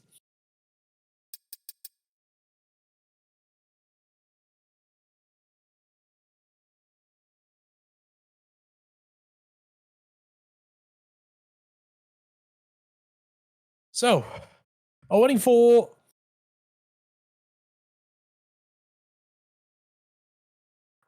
while waiting for the order to be set up, because the position has to be shown. Let's have a look at, Von Stan all that times here. Shiny Sword and McLaren actually setting some of the medium compound tires. Let's have a look at that particular lap as we speak. So this is a very hot lap on Shining Storm and the McLaren. Very great lap as we're looking at from Shining Storm. So here we go. Shining Storm on the medium compound tires. Sorry, the lap time is not 1:36.4. Actually, it is it's my bad. Lap time is actually 1:10.893. Sorry. Yes. So there we have it. Shining Storm on the McLaren. Look at that. That's a great lap actually on a medium compound tires. So we were talking about the time differential between the medium and the soft compound tires. Is significant, but not that so actually. If it comes to the Shining Storm's lap time on a medium compound tires, well, he's done very, very well, especially in the long sections of the straight. He's really controlled the car, planted it very nicely indeed. So definitely, in terms of planting the car nicely on a medium compound tires, he's done nicely, and it's brake just enough not to put too much heat and just wear the tires too much there. So it's great strategy there for Shining Storm to actually just nurse those tires nicely indeed. And yeah, he's nursed those tires nicely indeed, of course, to put his tires nicely in the window. And it's a 110.893 perfectly there. So great job there from Shining Storm to nurse the tires, and albeit in 12th place of the soft compound tires, that 110.893 initially put him into a about Q3 position as well. So Shining Storm, well, constant improvement from season 6 there. And there we go. Great job from Shining Storm to actually consider that. I'm pretty sure that his teammate Panadan would really be proud of him on that position.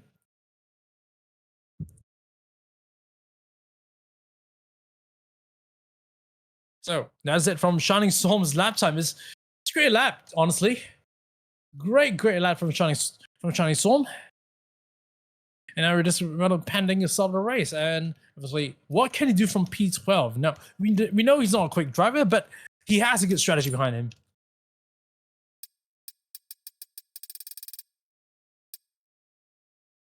So here we go. Once again, end of qualifying the race masses, and the race is just about to begin so far. Waiting for Ramen to burst ready up, and we can get going for a very, very great night of racing here in Brazil.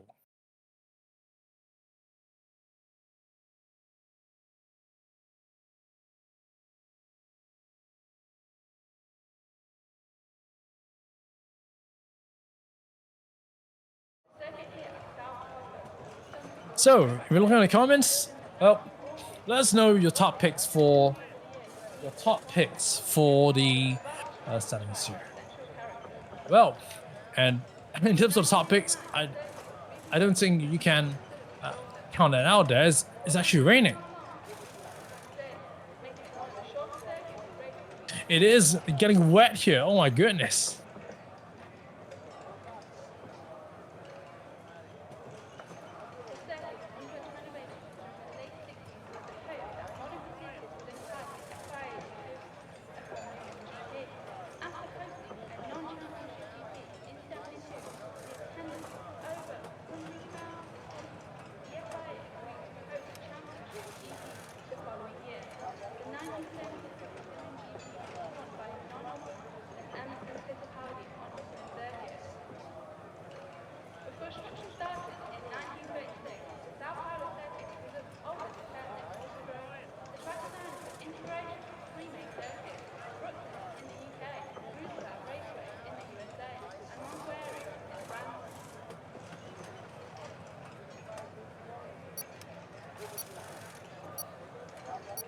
So it is wet here in Interlagos.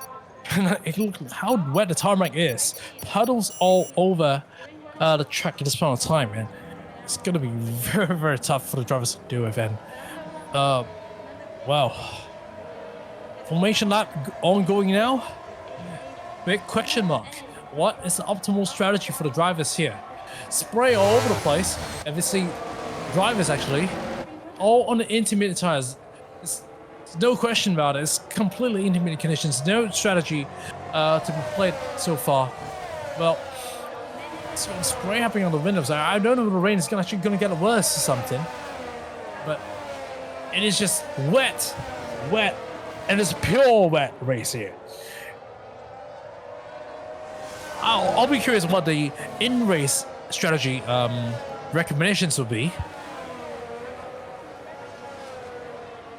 But we're seeing possible one stop race in middle. But they can also size to lap 18. Just pit, assuming the race is, assuming the conditions stay as it is. You can just nurse it till lap 18. Yes, it'll be great. It'll be just perfect. But for more aggressive drivers, we opt for a two stop on the intermediate tires here. But if the conditions are going to improve, then okay, it might be a wet to dry race, and that's gonna be quite a game changer here. But I don't see any sign of the weather trying to ease up here. It's still wet as hell so far.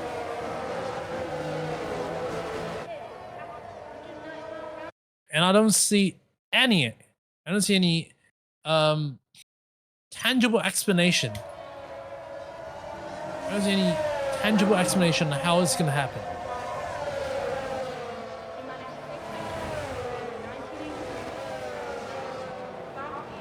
So, okay, the drivers are now starting to filter into the start line here.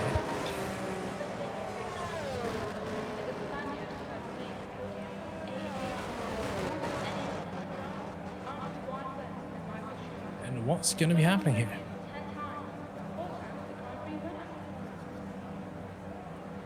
Final car starts filtering into the very end. All lights are out, and are we going to go racing here in Interlagos? It's a long wait in line, but we are now racing. And of course, we don't see the hurtling out of cars on the first corner. We see in the drivers, this is wet here, and the start is important. We see a car going out, that's Maple Leaf going out onto the runoff area. As expected, car just having trouble trying to get the braking point right, and where we see he just already up the third place, Panadan losing place. It's not a very good start there for Panadan, and Panadan actually losing even more ground there. He's stuck behind even more traffic. He just made a great start, holding out at fourth place. He's making the third now actually, and Ducky always losing places. I think he's getting contact, picking up past there. It might be a complaint there from Ducky that he just forcibly will bang his way through, just like what Otosaurus did with Jan Hartbier back in Saudi Arabia this year's F1 Esports. And Ducky's just losing places everywhere. Race strategies here, yes, it's correct. It's going to be midpoint on 18 or 2-stop on 12 and 24. No sign of the rain easing up at this moment in time, but still it is Tacomancer ahead of Skipper ahead of Tacomancer. Panadan now up back in the third place. Something must have happened there. He just down in 8th place. Did he give the place back? I have no idea. But he's clearly, I think he's going very slowly. Does he have damage? Well, I don't know what's happening here, but I think he's all restored to all the things. Maple Leaf down in 16, 15 now. There's another Ferrari down in 16. That's JW as well, all the way in the back. But Skipper and Tacomancer, your front two, having a healthy lead over Panadan. Will they be working together to get away from Panadan? We shall see. But still, it is top two. Lanniston, half a second apart away from Panadan. Curado in 4th. Ramen, fantastic start there. Staying in the 5th. They'll be trying to stay the light of Panadan there. Panadan trying to peel away there from the rest. Meanwhile, Tacomancer putting the pressure on Skipper for the lead of the race. And Tacomancer is really comfortable in these conditions here. Now, 3/10 behind Skipper, and he's not letting Skipper's run wide actually. So this can allow Tacomancer to just stay behind him at his very point. But Panadan, with all this battling it around, they have to be careful. They can't battle too much and let Panadan close in on them. At this point of time, Panadan just totally winning the 1 second window of the top two at this point of time. Skipper not peeling away from Tacomancer as he wants to, but I believe Tacomancer, he would really want Skipper to get along quicker. But if they were to work together, let's say if this is a purely sort of game whereby Skipper's midfielder and Tacomancer is the leading championship, or vice versa, he would definitely let him go without any doubt. But this is Skipper. This crucial points there for his lead over Panadan. He can't let Tacomancer lead the way, because if he means finishing second, he's going to lose even more points to Panadan. And this championship fight here, winning 4 races ago, Skipper wants to get as many points away from Panadan as possible. And now, actually, he's started to peel away from Tacomancer, but he started to 2 away, now 9/10 of a second away from Techromancer already. So, and now Panadan is actually starting to close in on Techromancer there. Both now first to second and a gap to second to third now constantly at within in an easy window there. So now Techromancer starting to lose ground to Skipper, and now Panadan is starting to close in. So keep an eye on the gaps between the first and third place individually, because this could spell really interesting complications towards the end of the race. So Techromancer, I think, just held back to Kurosawa's a bit. It's now got a little bit closer to Skipper now. Panadan falling apart. Curado actually losing a lot of ground to Panadan. Now 2 seconds behind Panadan.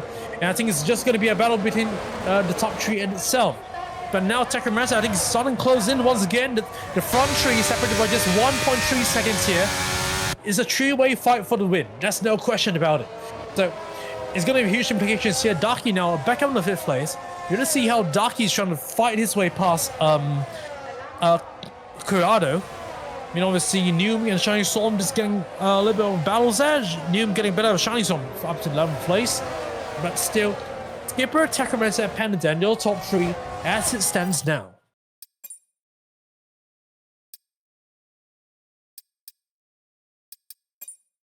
And Shining Storm once again passing back Noom for 11th place.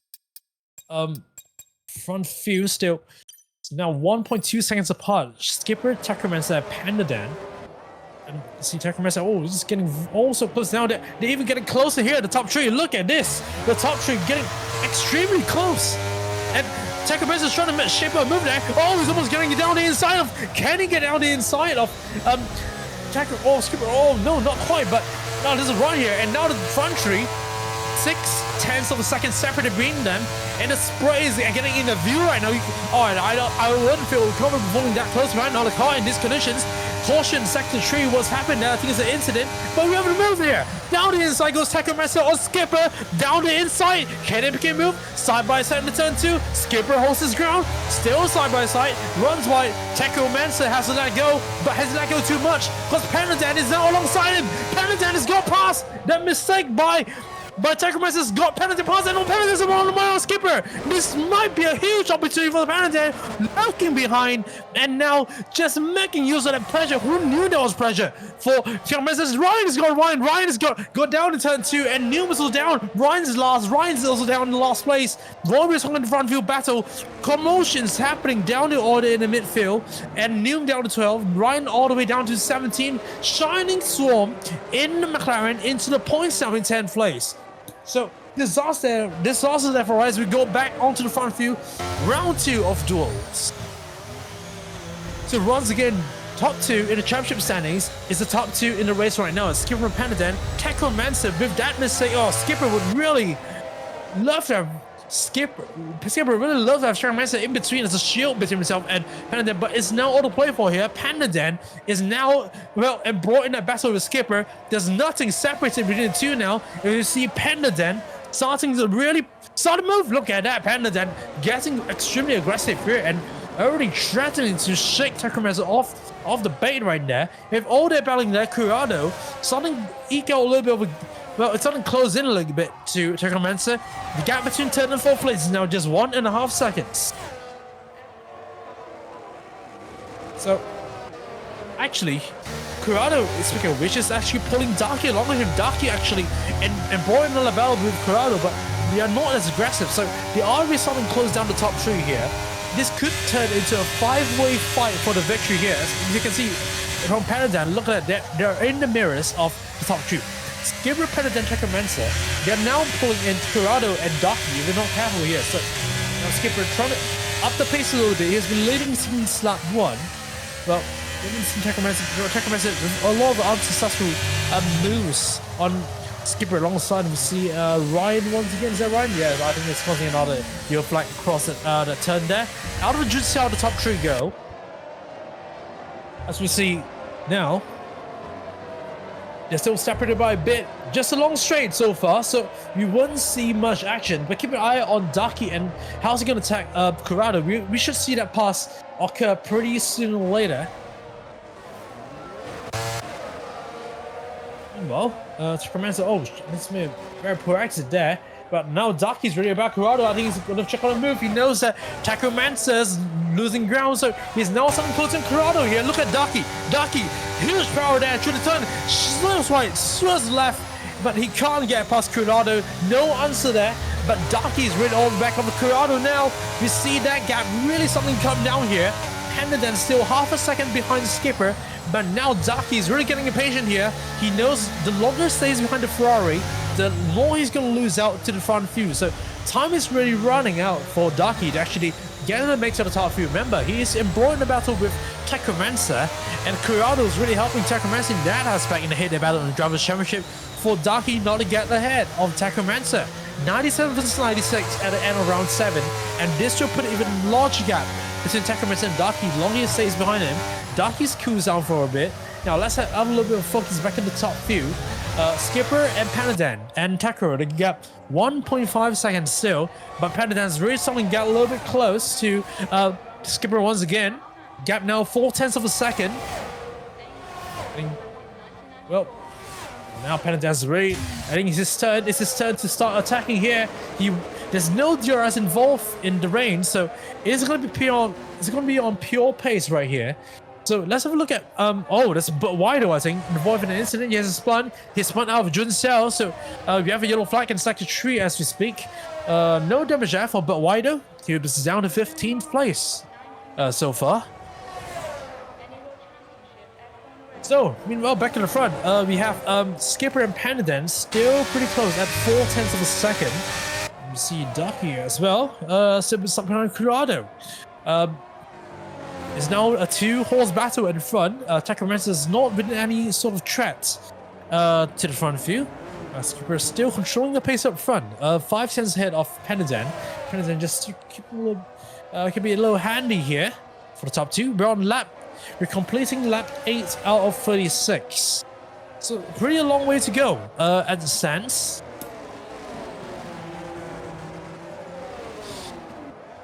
So now we see Panadan starting to close the gap again. Now Panadan really strong on the straights here, so it must be his exit through Jun Xiao. It is starting to shape him up for the long start from the straight here. Look at that, he's gained 3 tenths on Skipper, even without DRS. So if it dries up, I think it's going to be a worry for Skipper if it dries up, because that threat of DRS is going to be extremely real for him here. And there loose, he's starting to pull away a bit of it again through turn 4 to 5, and there we go. The more technical part of the circuit, Skipper's stronger, but in straighter parts, it is game on for Panadan. So it's something to look about here. So, and meanwhile, Daki still stuck behind Corrado as we speak. Maple Leafs got past Von Haley for 9th place. For the order. Now we see Panadan starting to cool a bit. Tacomancer's gone now, 2-ish seconds behind the top 2. Corrado is also not closing in on Taco, so well, I think this battle is going to be a 2-horse between Skipper and Panadan for sure.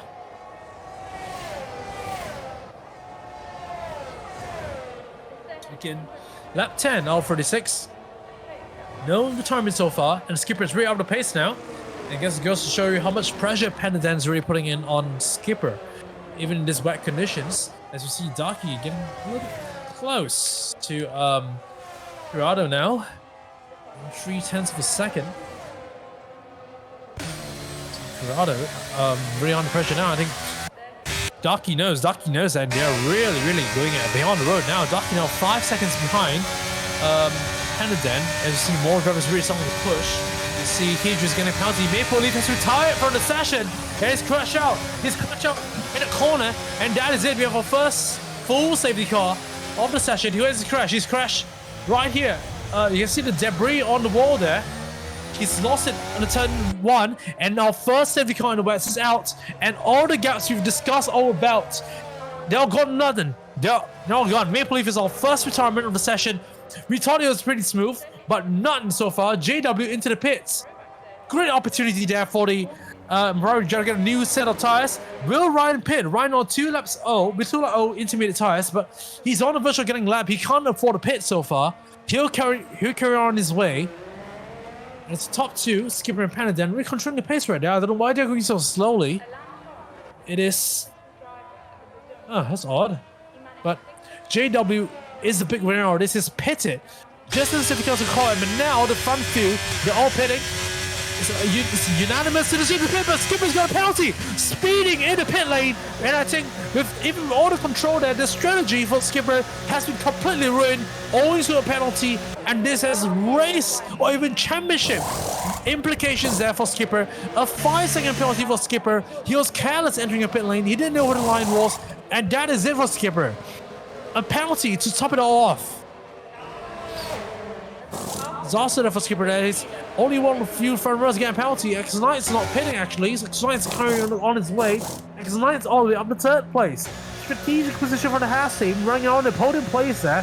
And actually, with everyone else pitting, it's helter-skelter down the pit lane. Now every pit crew is coming out to replace those tires. And does that mean the intermediate tires may not last that long actually? Look at that, and Newman has got front wing damage, and Newman's pitting, and new set of front wing goes on for the Alfa Romeo driver. And does this bring Ryan back on play? Ryan only 3 lap. Oh, tires there. There's behind JW, and actually, yes, it does bring back on play. The safety cars caught him out around turn 8. Ryan and JW now just completing the former lap. They'll be allowed to catch up with the safety car because they have now bunch them all up. They can go in full speed to catch up with the safety car.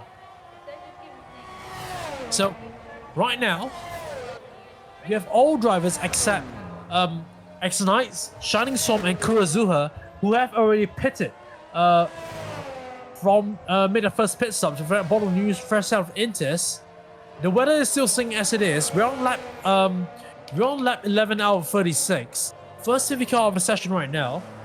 Car selling pull in, and well, we're still seeing the order as it is. It's still Skipper, Panadan, Hakomancer, Kurado, Gadaki, and Ramen on that top few so far. X9's running in 3rd.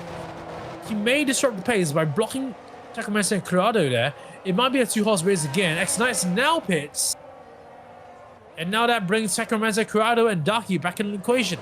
Where does X9's going to pull in? That might have cost him that in the Haas driver. So let's have a look at X-Knights on how many places he's going to lose owing to the late pit stop. So X-Knights now comes into the pits is currently in 11. Noom just going towards the start finish rate. Can he get past Noom though? My bet is well, long swimming corners. Where's Noom going to come out? Is it going to be? It's going to be side by side with Noom. Who gets to the line first? Is side by side. Is it Noom or X9? It is Noom. Noom gets past X9 just by the skin of his teeth.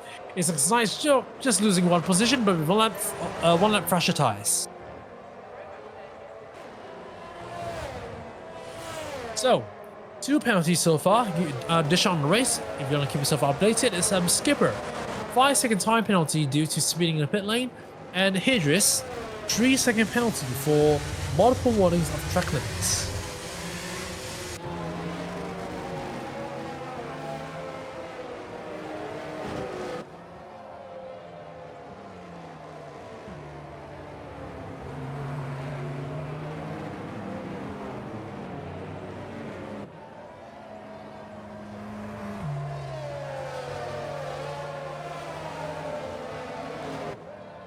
Are we going to see the safety car come in?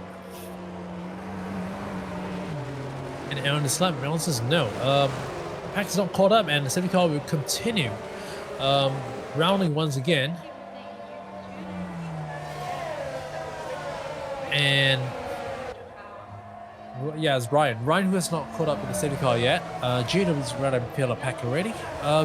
We do have Shining Storm and Kurozuka still running on this have Intis to start. They ran from the start. I wonder how long they can go on those tires. Or are they going for the overcut? We have no idea. Ducky and Grotto, why are they battling out? Why are they going side by side? The safety car, guys. Don't just battle out like that. So we should be expecting the safety car to appear in and out of this lap, and the racing could be green flag at lap 14 out of 36. It is Still Skipper leading. He'll be controlling the pace when safety car ends enters the pit lane and out this lap. You see BCM and JW, what's going on? Mob is not really stable there. I don't normally see drivers exchanging places in the midst of the safety car period, but we're seeing lots of drivers just going back and forth within this safety car period. I have no idea. But it's very unusual there to see drivers do that in the middle of the safety car.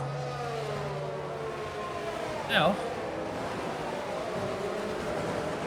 we're still leading with that penalty. Panadon second. Tacroman's third. So, Kuruzuha and the two Alpines still. Lots of, really, there's lots of changes in placements here for some reason. Other drivers who bunch up with each other. Look at that. Oh, there's almost running to the back of each other there. In the midfield, Hedges and Von Haley just getting a little bit tangled up there. Hopefully, yeah, no penalties. Sitting over the safety car to go in on the pit lane is out. We'll have Skipper controlling the pace right now. He'll become the de facto safety car.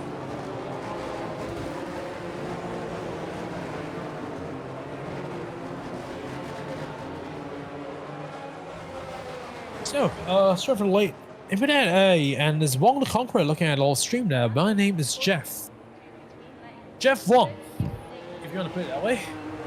Welcome Jeff Wong to the Jeff Wong the Conqueror to the stream.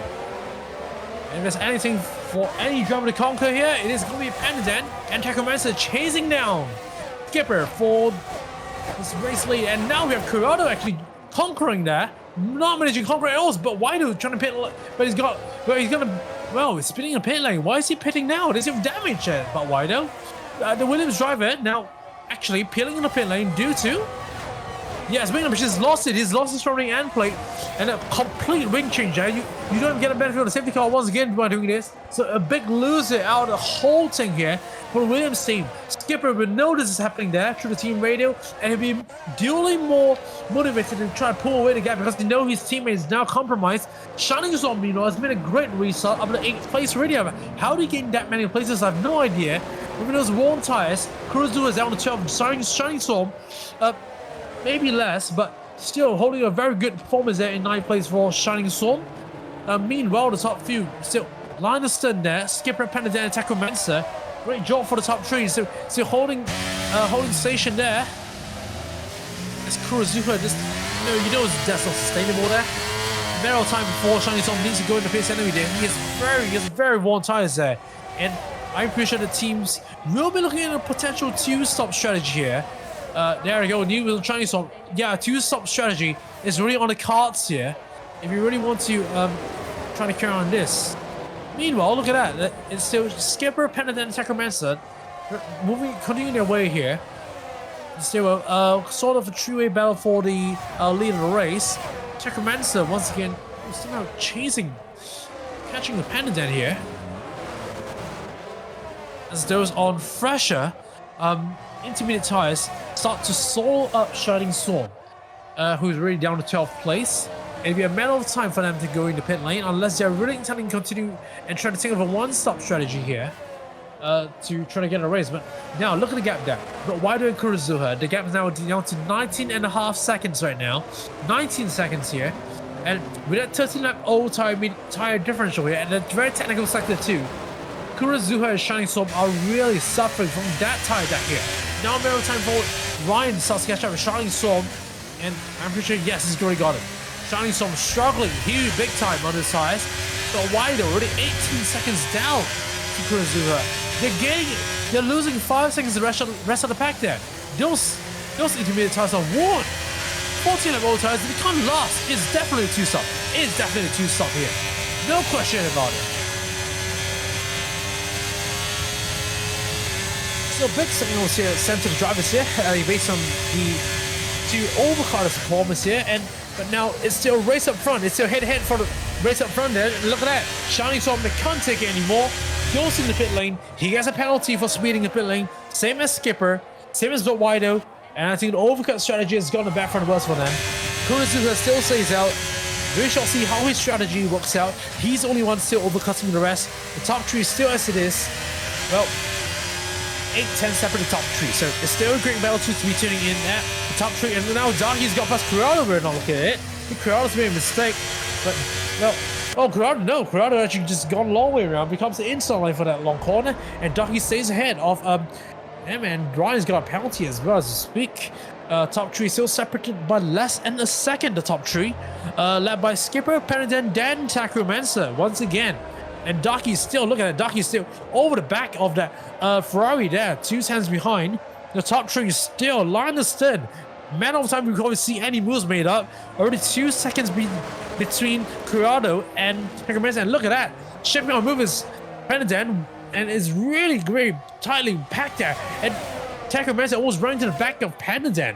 There could be a move moving on to turn 4, you know. Look at that. Now half a second the gap between the top three. And Skipper really trying to break the toe there, which he does. Great defensive move lined out by Skipper. As you see, I think collision there. Von Haley and Neum, there is collision. Big collision in the turn 2. Von Haley and Neum have collided, I think. They're currently coming together in that corner. Ryan actually now out into the points positions. Ryan's out of 10 with all the dramas happening. Who knew Ryan was initially out of contention? He's now back on the points.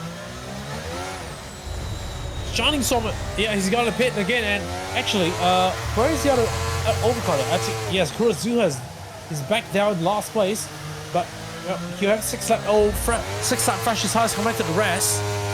I wonder what happened there, but certainly it's on grounds to be investigated there. There definitely is going to be a ticket being open at the end of this race for that. Meanwhile, top three is still separated by a second. This time it's Takumansa closing in on Penadin. And Skipper actually having a good run now, Junsel, and is leaving Penadin very vulnerable to Takumansa here. And we don't see any moves now. No moves made so far. Corrado continues to lose more ground to the top three.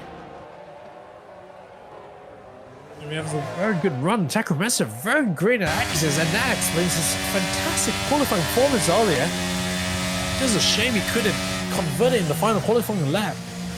And we would expect Takumansa to be really closing in on Skipper if this was dry, but I think the wet tires, I think Skipper just got it handed, as well as traffic. And now Penadin's now in between the front few here, so Skipper's now leading. Takumansa just has to be a little bit more patient there to get past Penadin. Penadin, so far, well, he'll be shipping himself up for another overtake. We're at a halfway mark.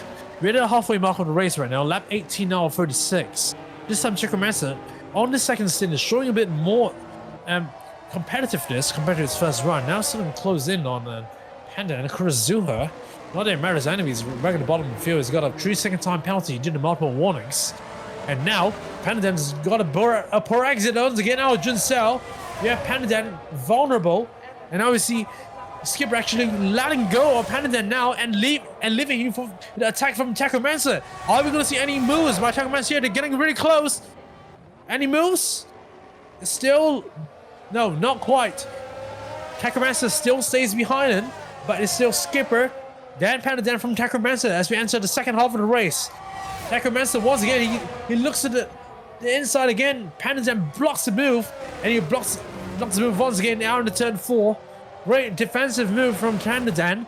Just to position his car really nicely to defend it against Takumansa for that second place finish. He knows that his title hopes are relying on this race finish. Yes, Skipper is now currently leading the race. Penadin so far, well, he's leading the championship, but his title rival is doing so well in the wets right here. Look at the gaps already. Well, skirting the 1 second mark already. Well, they will still finish. They are still expected to finish in the top 3 nonetheless, but considering Corrado is over 3 seconds behind now, but definitely every point counts. They know that they have to just secure every point as quickly as possible. But it's still separate now. I think Darky's now the next to take advantage. Look at that. Darky now over the back of Corrado. Poor exit from Corrado actually. Now, let's see what can Darky do. Darky is still starting to close in on him. You see the gap starting to close up. Darky really trying to deploy his energy here. He's getting a little desperate, isn't he? Darky. No moves being made so far. Darky, oh, he's got a penalty. He's got a penalty for multiple warnings. A little bit careless right there from Darky. So he's got a penalty for multiple warnings. That can't be removed. He can't step down a pit stop. So he's going to be holding him along throughout the rest of the race there for Darky. whatever Corrado is doing in that fourth place is fantastic. It's really holding him up. It's perfect. It's what a top 3 one, including Takamasa. Takamasa actually, if you're talking about his head-to-head battle with Daki, Corrado is really doing Corrado is actually doing Takamasa a very huge favor here. Defending against Daki there for that current 4th place. So meanwhile, well, the top 3 actually, the current stalemate so now. The main battle here is for 4th. Corrado and Daki. Daki's really knowing that Corrado is losing lots of pace, but his defensive prowess is no match. Look at that, Daki. The front view have decided to just let the batteries recharge a bit.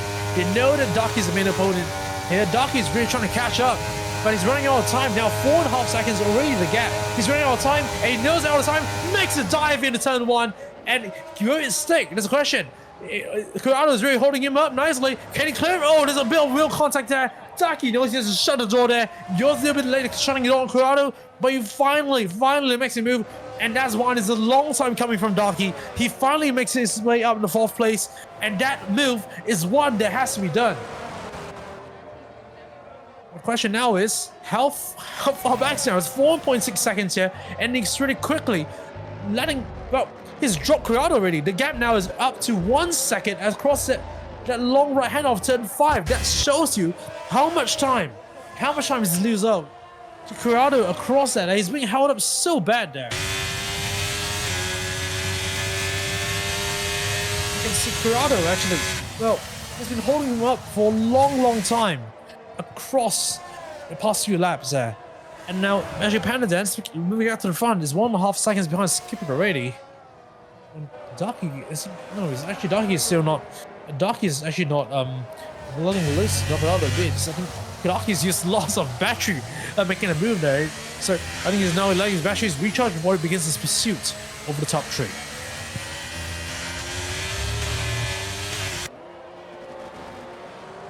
Even Stevens are in front right now. We don't see any battles happening up at front so far. We'll bring your attention back to the front.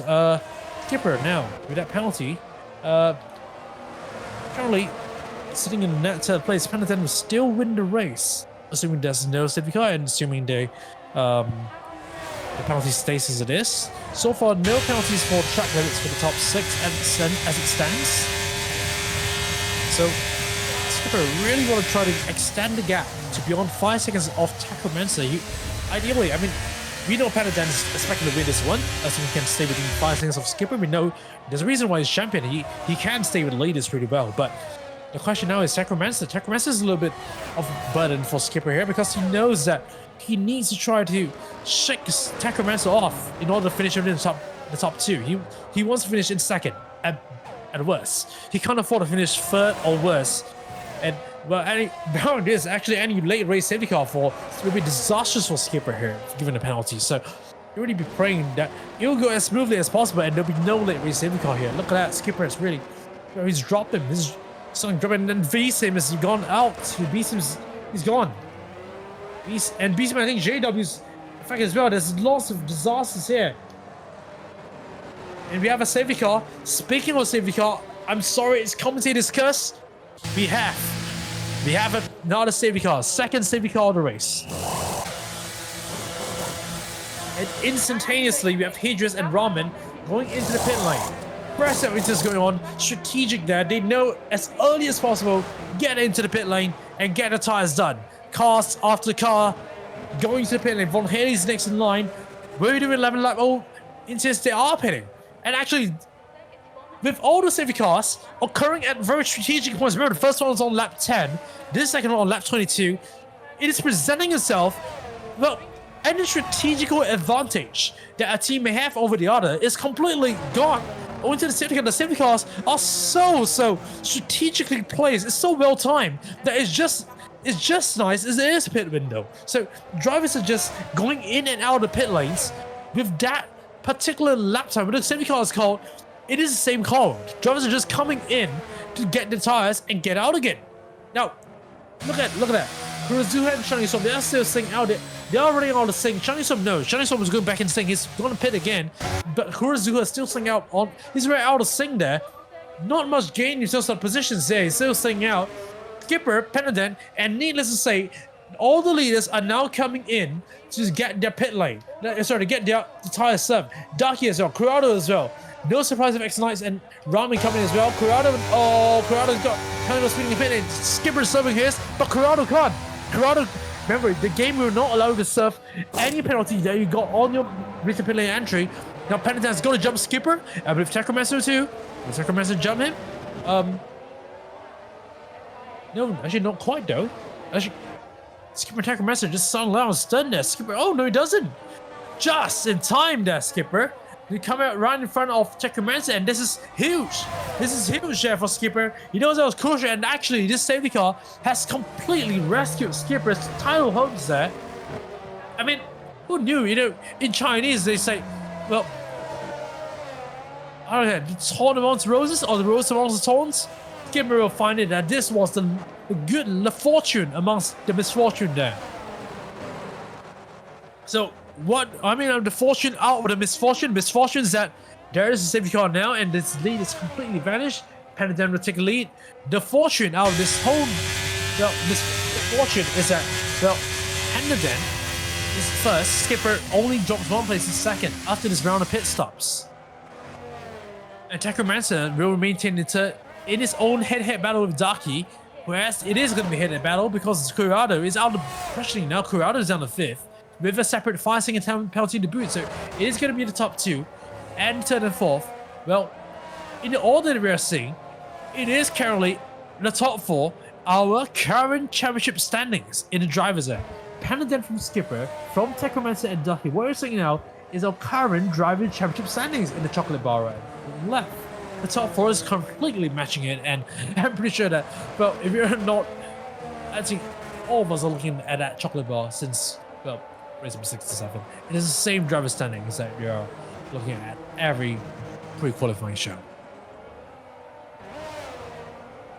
Lap 25 of 26, we still have multiple cars, I think, all the way from X-Knights to Wido, not managing to join back the back of the safety car train as of yet. 15 drivers remain. Both Aston Martins are out and are the cause of each of the 2 safety cars we had so far. So, commiserations to the Aston Martin team. They get nothing out of this race. BCM and Maple Leaf, 0 points for today's race. They had a good qualifying, as a matter of fact. Shame for BCM, this car there. And I think if you're at Aston Martin, remember we're talking about X-Knights. If you're X-Knights, you'll see this as a fantastic opportunity to get points here. Remember, Aston Martin ended round 7. They're entering this race with 45 points. In 9th place, has in last place without any prize money so far at 36. So X-Knights just needs to score at least 9 points from this race, and they'll be moving up a place in the constructors table where most of the prize money is from. So X-Knights will be thinking about that so far. Just run a cool composed race and think about the long game here, and this continuous way. But Wido's really just pin again, no idea why, but well, for X-Knights, this is crucial here. Think about the long game and don't worry about the rest. Just make sure you complete in the top 12. Remember that the JAF awards the top 12 with points here. Championship points awarded to the top 12. So all bar 3 drivers will walk away from this race with points at its sense. So we can be adding an end of this lap. Adding an end on this lap there for safety car. Penadent will now become our de facto safety car. He'll lead the way here. So Penadent from Ducky, and Penadent is known to hold the pack hugely up before Tristan dropped the hammer here, but Wido is not catching out the pack so far. And I'm pretty sure Penadent, I don't think Wido can catch out the deal right there, because I think Penadent is gradually dropping the hammer. It's starting to go now. He's dropped the hammer, and Wido, oh sorry, you're not going to join the pack. I think Penadent knows this and knows that letting Wido join the pack out is going to affect his constructor's hopes, and this huge collision. Huge collision. Techromancer has been taken out. Techromancer has been taken out. He's spun. A big spin for Techromancer. Was there contact there? We see, I think Darky's lost it. Darky's lost it as well. Darky, yes, Darky's lost it. Darky's crashed out as well. The head-to-head battle for 3rd place in the titles is gone. The 2 drivers, 3rd and 4th, are now running 13th and 14th, and there's drama at the start of the 2nd safety car. Corrado now into the final podium standings. Ramin now in play as well, and this is a disaster there for both Techromancer and Ducky. opening up the door to midfield there. What did I say? What did I say about the 5th place drivers starting to catch up again? Well, 5th in the driver standings is New. New is running nothing. There's not a title. No disaster in New. But Wido's round the corner there. He's lost it. He's lost it in the corner of turn 4. No, there's a VSC. As soon as the SC is landed, there's a VSC at lap 26. And this is a disaster here. Was there any damage for Takamasa and Ducky? We don't know. Ducky's 15 seconds behind the rest of the field. And this is a complete disaster for Mercedes and his title hopes. Are we going to see any drivers pit there? Look, it's a good chance to pit if you have any damage here. But pray that the safety car is not going go. The VSC is not going to let go here. Remember, you can pit under the VSC. And Ducky is damaged. Front wing end plate gone. He has to pit. He has to pit. Ducky is game over. It's game over for Ducky. Takamasa, a huge mountain to climb. So from 13, but he'll have that advantage over Ducky because Ducky's gonna pit. It's 97 versus 96 in favor of Takamasa in the Drivers' Championship. But for Ducky, complete wing change there. He has to go in. But Wido, another penalty for spinning in the pit lane. 10-second time penalty here for Wido in cumulative total. And it's a disaster there for Wido. And I think he's definitely... And Raman's got a penalty as well. You get a penalty. I get a penalty. Everybody gets a penalty now. As now the VSC is released, but... beating on the VSC, Raman has a mandatory drive-through. Raman's running in 4th, ladies and gentlemen. Raman's in 4th, and now he has a server drive-through. Disaster to Hedges. Well, wasting no time to attack Raman so far. And that is it. Raman's is under attack. Hedges now running down inside Raman, but he doesn't need to attack now. He knows that he can just attack Raman at the very end. There it is. Raman certainly having a service penalty right now, right away. No, he's not serving it, but Hedges is going to go through anyway. Hedges up in the 4th place now. And Raman's going to come back at him. He's going to come back at him. Raman's going to show us some action. And now, he's going to show him the door, isn't it? Now, side by side through the turn 3, we are still seeing some action. There's a Max Verstappen move there. Raman continues his way into turn 3 and 4. And now, look at that. He's trying to move around the outside. Hedges trying to look at the move. Hedges round the outside. Onto the turn. Oh my goodness, what a move is this? Show him the door there. No one saying this is Max Verstappen as well as Lewis Hamilton back in 2021, but Raman continues his way in 4th place. But was that defense necessary? Because he has to drive through a penalty. So I'm not sure why is there a need for him to defend like this, but this also reeled in exercise and Ryan the QWX back up the Alfa Romeo team is very Takamasa and another battle with JW here. Takamasa is on the rise here. He's up in 10th place and without a penalty as well. If we get a safety car towards the end of this race, Takamasa will certainly benefit big time from this. Stay tuned there. Takamasa really in for a huge comeback drive here this afternoon. And what a restart we've had here. Pandan continuing to set fastest laps, but now it's still Raman and Hedges. Raman's still not serving a penalty and avoiding that battle with Hedges. Hedges, can he get past out? It's a replica of the previous lap. Raman shows him the door once again, and now he's got Hedges another penalty. Bro, his defense is not that Hedges wants to get penalty. I think Hedges would really be incensed. Hedges would be incensed over that maneuver by Raman there. But he's really trying to bring exercise and Ryan back in the mix there. And I think it's going to be turning into a huge battle there for P4 in this race here. Skipper and Pandan now, well, 8/10 apart so far. But this midfield battle here, if he just continually getting a Raman, is really bring action here. But I think Hedges is starting to back up a little bit because I think he knows that Raman definitely has the company out of this lap, failing which the game will disqualify him. Takamasa, going up to 8th and 9th with a great comeback drive here for Takamasa. Takamasa is getting past New, he does. Raman now, and he just still doesn't catch up, but he just knows that, well, he's going to go in. Raman is going in. There we go. He just goes in. He's in the 4th place. So, Takamasa getting past New, I think. And I think, yeah, Tecromancer and Noom is still hosting in front of Tecromancer so far. And Tecromancer doesn't get past Noom. Oh, this is close. It's close and almost colliding there, Tecromancer. But well judged from Tecromancer is up in 7th place.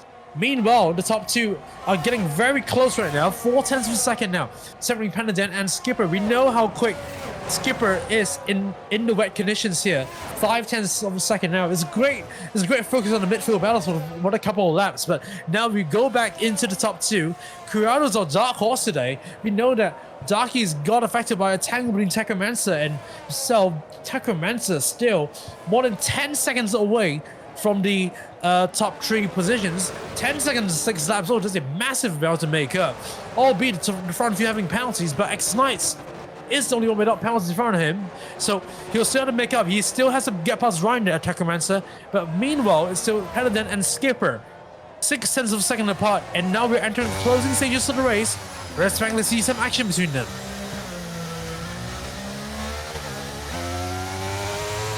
Yellow flag in sector 3. I think one of the, I think it's Ryan, isn't it? Yeah, it's Ryan. Ryan spinning out again. And now we're 7th place, but currently still running in the points. Crucial points there for Alfa Romeo.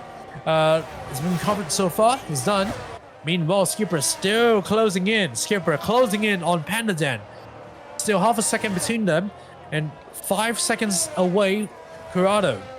So still very long range. JW has got a penalty. 3 seconds for multiple warnings. So, meanwhile, Skipper got 5/10 of a second. 5/10 of a second there between himself and Skipper. And the cameraman, let's have a look at the top two. I don't know why the cameraman's trying to get opposite in the midfield. Yeah, rather than shining zone, we know that they're pretty close, but the top two. Championship implications here, ladies and gentlemen. 6/10 is what's happening. We need to know. 6/10 of a second between Pandaden and Skipper. Very close between both of them. And they're really starting to close up that the gap there, Pandaden and Skipper. And I think Skipper's using all the energy he has. He's using all the energy he has and he's hurt us. He's close again. 3/10, now 2/10. Doesn't get quite close enough to get the move done on Pandaden. Skipper now closing up Pandaden. Once again, 3/4 of a second. And I think Skipper's really turning game up right here. Everything, I think both of them are running on energy. Look at that. Real energy line just flashing. Well, as a driver, you won't have any information on how much battery the other driver has. But, I mean, looking from the commentary box, we know who has more energy so far. And so far, I think it's game on for Skipper. Skipper definitely has more energy to Pandaden. So just holding in all the way to the very end there, Skipper. Yep, now still 6/7 of a second between them. But we know how quick Skipper can be. I mean, he's using his energy so strategically there, Skipper. And he knows when to deploy them. So, matter of time, Pandaden will know the track for Skipper is evergreen till the very end of the race, till he crosses the finish line. But if we have Skipper finishing ahead of Pandaden, then this championship battle for the final 2 races is going to be spicing up. But as it stands, we're going to have a huge gap between the top two. Now the gap will extend to 13 points. Pending the final 2 races here. So, it is going to be 13 points or 5 points towards the end of the race. And then just not getting the best exits out of corners here. Skipper really trying to capitalize on that. Skipper no wheel spin there. Pandaden whole lot of wheel spin. And Skipper's embroidering this battle here. Pandaden once again, well placement of the car there, and he holds that placement, but now once again not having best exits here. But you don't normally get a pass through this corner. You don't unless you're Yarno truly back in 2009. Takes better of it there, Skipper. He does well, 2/10 of a second, just following that McLaren all the way. But time is really running out there. Tick tock, 4 laps to go for the top 2 here. And certainly, I think Skipper must be getting a little bit impatient as he continues his way there. It's not letting the front two, not letting Pandaden go there. And meanwhile, Tecromancer, as you speak, is already up to 4th place. Well, where do we come from? Tecromancer's on the fly here. Skipper's running to the gravel! Skipper's running gravel out of Jinsel. Very poor exit there. He's made a careless mistake. And the gap's all the way up to 2 seconds. He had a twitch. He almost lost the car. And that's the gap up to 2 seconds. That's the big mistake then for Skipper, and it's all the time to make it. It might be a race-ending move there for Skipper. It might be the end. It's going to be Pendleton finishing ahead of Skipper for sure now. Meanwhile, let's have a look at the battle between, well, Rahman and Von Haley on ninth place. And let's have a look at penalties as well. So penalties now. Opening up the penalties menu, we have Curado with 5 seconds, Kijus with 6 seconds, and all the other drivers down to Kurozuha with 3 seconds, and we have Wido, I think. No, we have a car over there, stuck in the ground. I think that's... no idea. We have a car over there that's Kurozuha being affected there. I think it's something spinning out of Jun Xiao as well. But there we have it. We have Wido, Curado, 5 seconds. Ryan now, Ryan, Shining Storm, and Hydra 6 seconds. And we have New, Von Haley, JW, Daki, and Kurozuha 3-second penalties. So Ramen are having a lot of time to gain here, even though he's finishing 9th so far. Well, with a drive-through, he still has time to gain. He might be a dark horse in on this one. But meanwhile, if you go through the penalties, I think Skipper is really angry here. He's really trying to get past there. He's trying to get past. And then again, it's closed up again. Penultimate lap of this race has commenced, and Skipper is really on the charge again. Skipper is really coming back at Pendleton once again. And I think this is really starting to come down. It's going to start to come down to Pendleton once again. Look at that. It's really starting to gain. Pendleton starting to lose time to Skipper. And Skipper's run a little too much closer to the track limits again. Takumasa's DNF! Takumasa's DNF! What happened? Takumasa's it went all the way down. Oh my goodness, Takumasa has he crashed out. He's just calling down. The car's crashed out. It's into the wall. Takumasa's out of the race.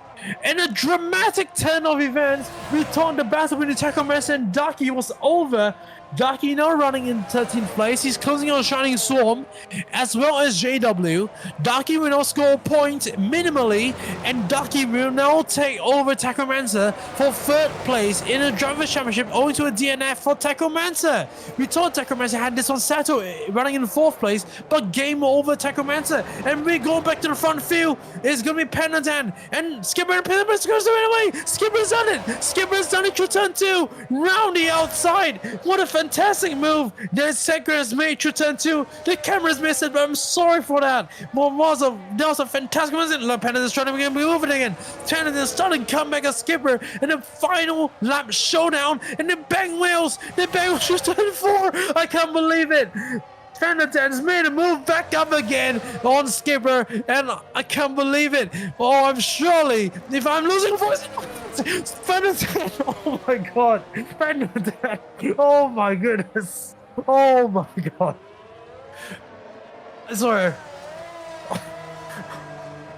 I swear, Pendleton has got taken out.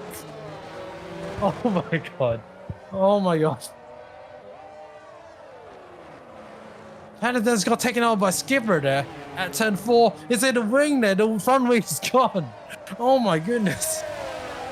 Pendleton's gonna finish. Oh my god, he's got a Corrado once again. Oh my goodness. This is laughable moment. Skipper is gonna finish. Controversially in P1.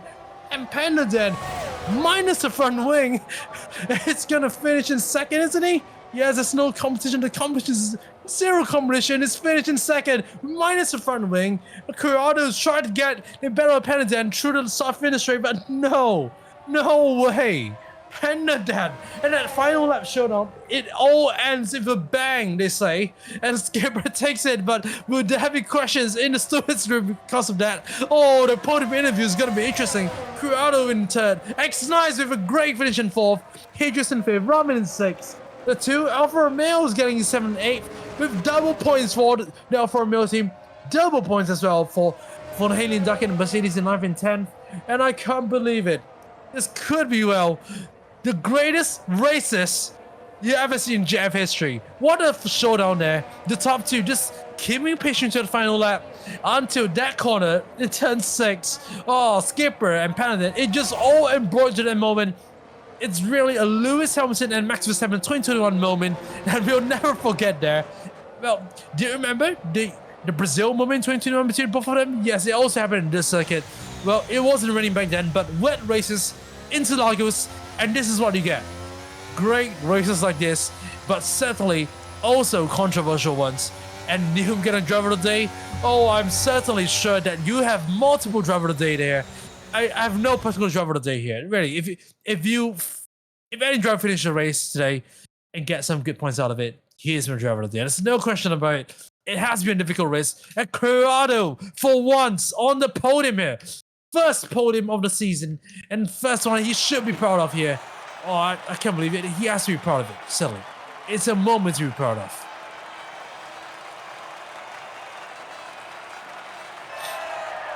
So, these are your drivers' standings here.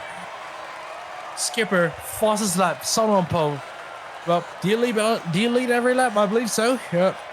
Grand Slam finish from Skipper here. But a controversial one. Pendleton got the better of him. He overtook him. Well, and then he lost a front wing, but finishing behind, minus a complete front wing, 7.8 seconds behind Skipper. Well, we did see Skipper slow down to see whether to register what has happened. Oh, that's it. Yeah, still a good finish, but Corrado. Oh, we almost thought that Corrado could be on second place, but well, who thought that would happen? 8 different teams in the top 10, and especially a great finish there for the Alfa Romeo team, as well as the Mercedes one. Double points there. Ferrari, double points as well. With JW in 11th, and Corrado getting first podium, which said Ferrari could be disrupting things. And yeah, a very clean race with Corrado. And who knew? He was joining at the podium for the first time here. Great job from the Ferrari driver.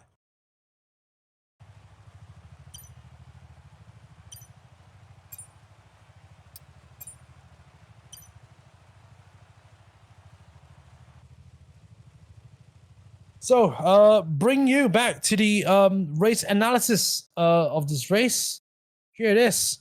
Race results for this race. Currently, we have well, Skipper winning by 7.8 seconds, getting the fastest lap, as well as the leading race on a Grand Slam finish there for Skipper.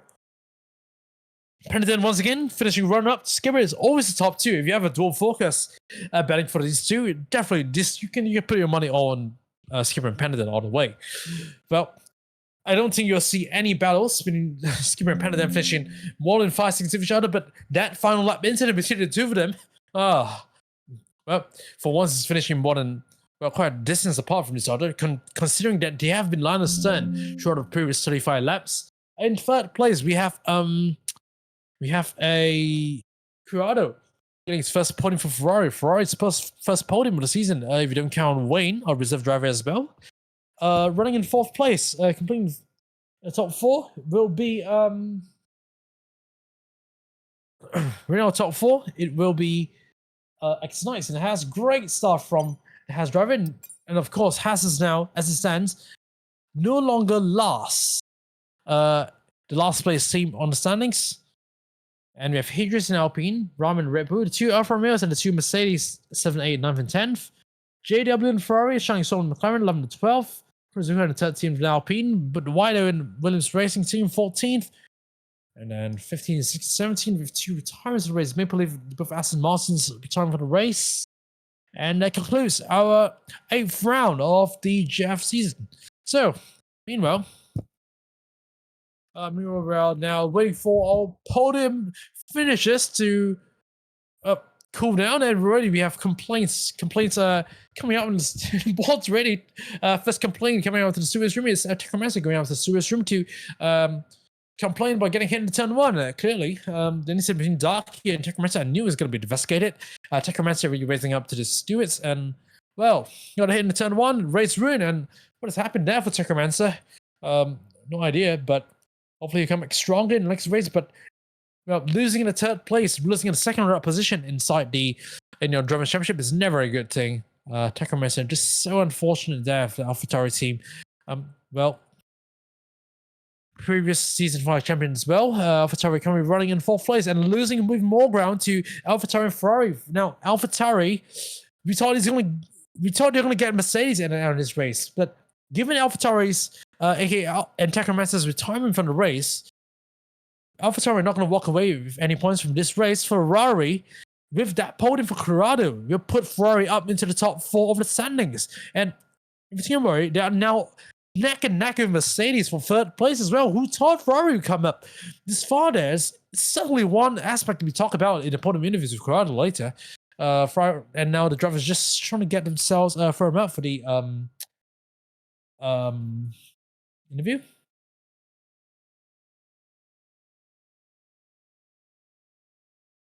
And yes, driver Shining Swarm is, well, it's speculating now, and Pandan's teammate is raising up. It's going to be a race flooded by incident reports. Some stupid in-ring games to it.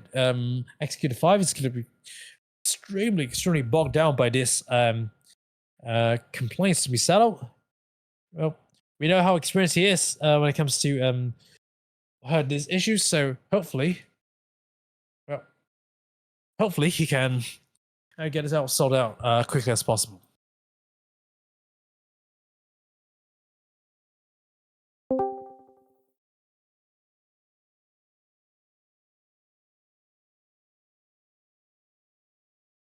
So, drivers still gradually joining interview, still waiting for 2 more.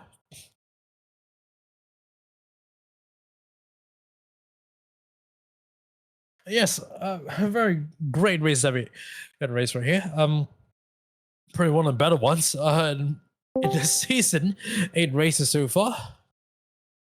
And meanwhile, a huge discussion inside the in the Discord chat amongst all the drivers.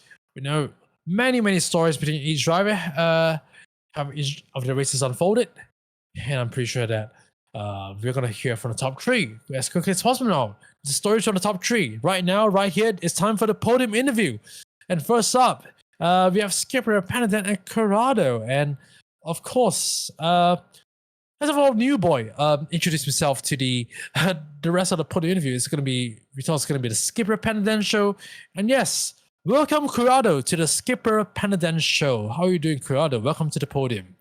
Hello, feeling lucky and great being P3 for first time. Of course, great. Yeah. How was the race? Bring us through your race. We never knew Ferrari would finish in the top 3, considering the competitiveness of the top 4. And we thought you finished 5th at best, but really you've broke all barriers. You've really done really well this race, even if it was tough conditions in the wet. So take us through your race. How do you go? It was pretty interesting considering I qualified P5.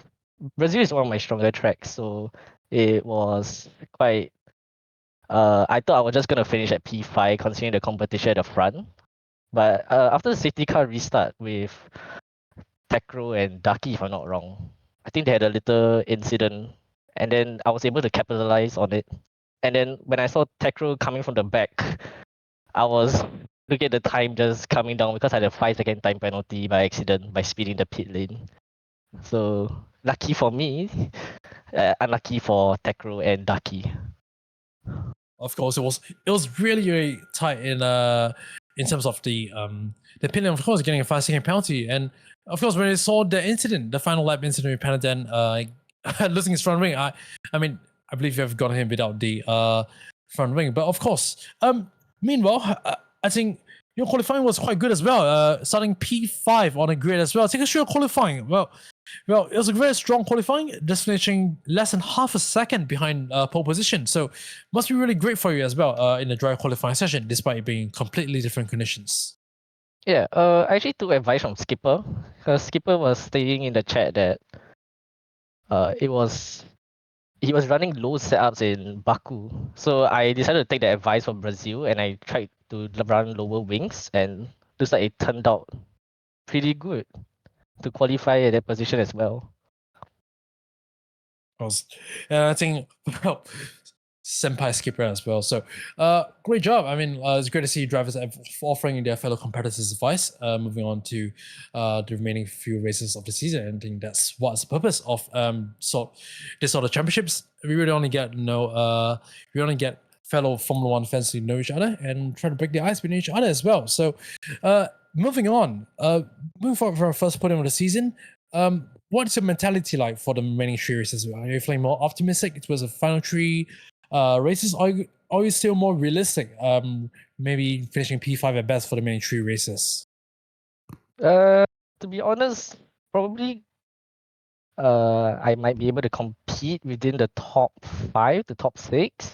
I'm not too sure about getting another podium. If I do, maybe it's based on pace.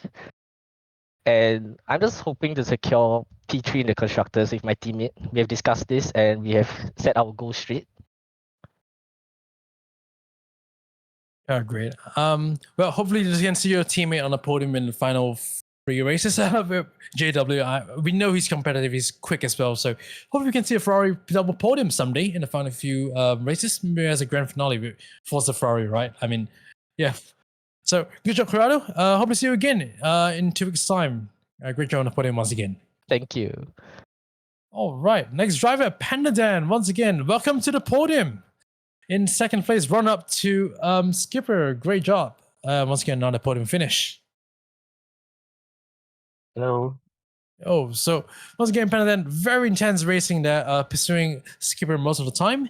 So take us through that battle. Very interesting battle between yourself and Skipper. Although in white conditions, without DRS, but you're just breathing down his neck most of the time. So take us through the battle head-to-head between yourself and Skipper.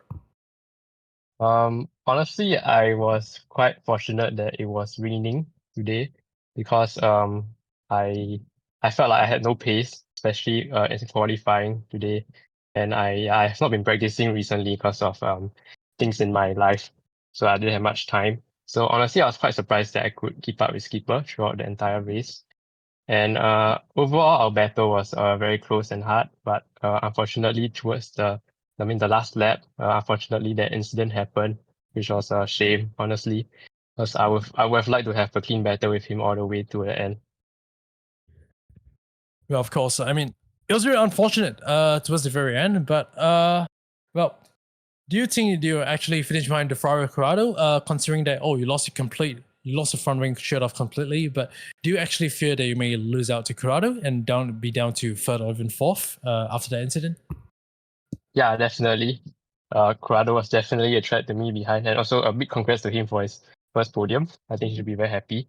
Yeah, he was definitely a threat. After I spun and broke my front wing, and I saw the gap just slowly coming down. But I think I was quite lucky that he didn't manage to overtake me, especially towards the end.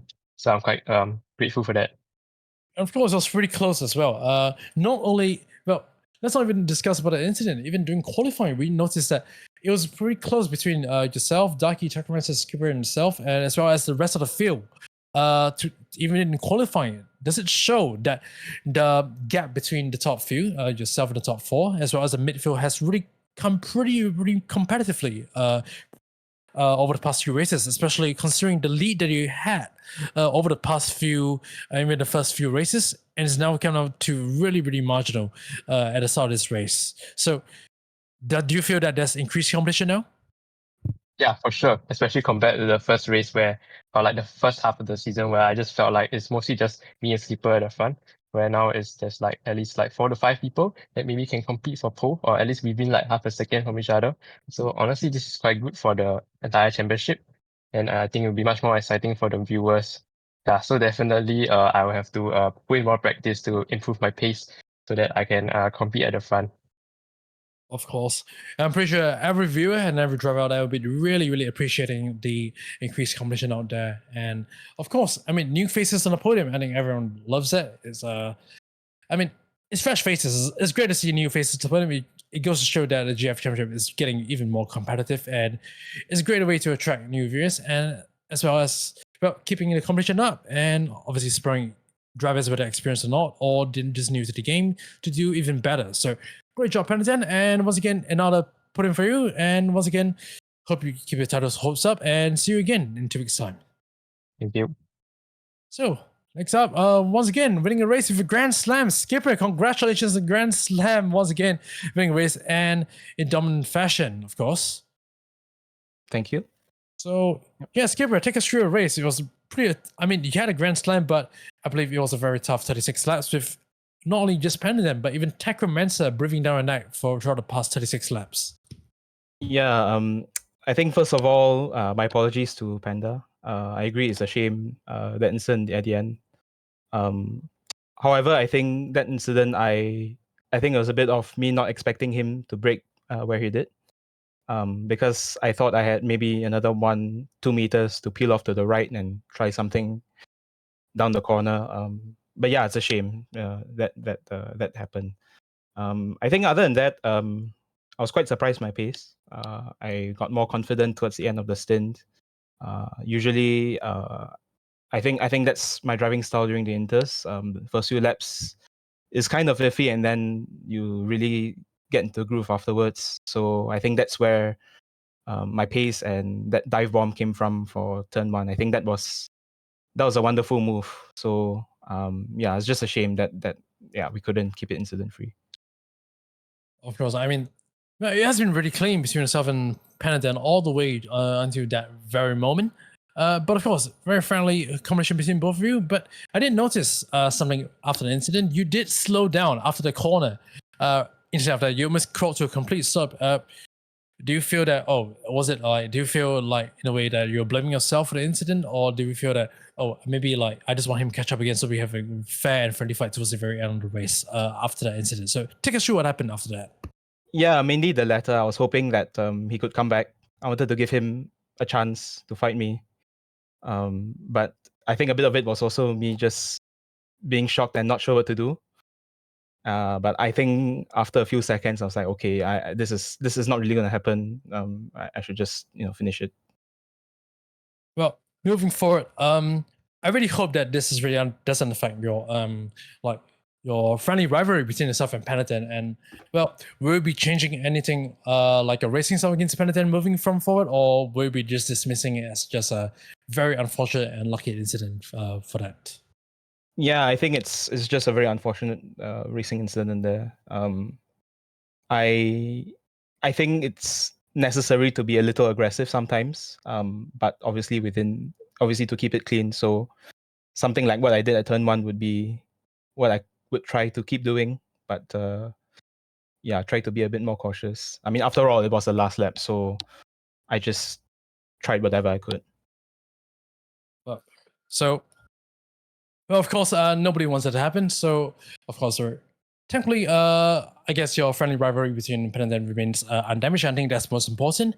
And hopefully, yeah, we'll keep it pretty diplomatic for now. And of course, have a very friendly competition towards the very end of the race for final three races. So, once again, thank you, Skipper. And obviously, not the win, not the way you wanted to win, but of course, hopefully see more and more head-to-head action between yourself as well as Panadan. And yes, once again, thanks you all three for the interview. And yes, enjoy your weekend. So, once again, that concludes the podium interview and concludes the 8th round of this season of the JAF. And already with multiple, once again, even more tickets being opened inside the Suez room so far. Once again, yes, what about impeding in qualifying as well? That just came up on the monitors right now. So more companies coming out right now. It's going to be a very, very busy weekend for our stewards. And right now we don't have the next track voting out right now. The 9th race of the JF is still unknown. I would really love to reveal the 3 locations, the 3 tracks that'll be potentially be voted by the drivers now, but unfortunately they're not open yet. But yes, race number 9 in 2 weeks' time. It's really time flies. Third last race of the season. That'll be on the 8th of March, 2025, 2 weeks. And of course, there's 3 more races to the very end, and the title race is still not over yet. With Skipper Pen still, but within title contention with each other in Drivers' Championship as well as the Constructors. So for now, it is the last race of February, and once again, see you again in 2 weeks' time for Unknown Grand Prix. And hopefully you're joining us once again on stream. Once again, this is the season 7 season of the JF. This is Palace 56 signing off, and enjoy the weekend. Goodbye, and have a good rest.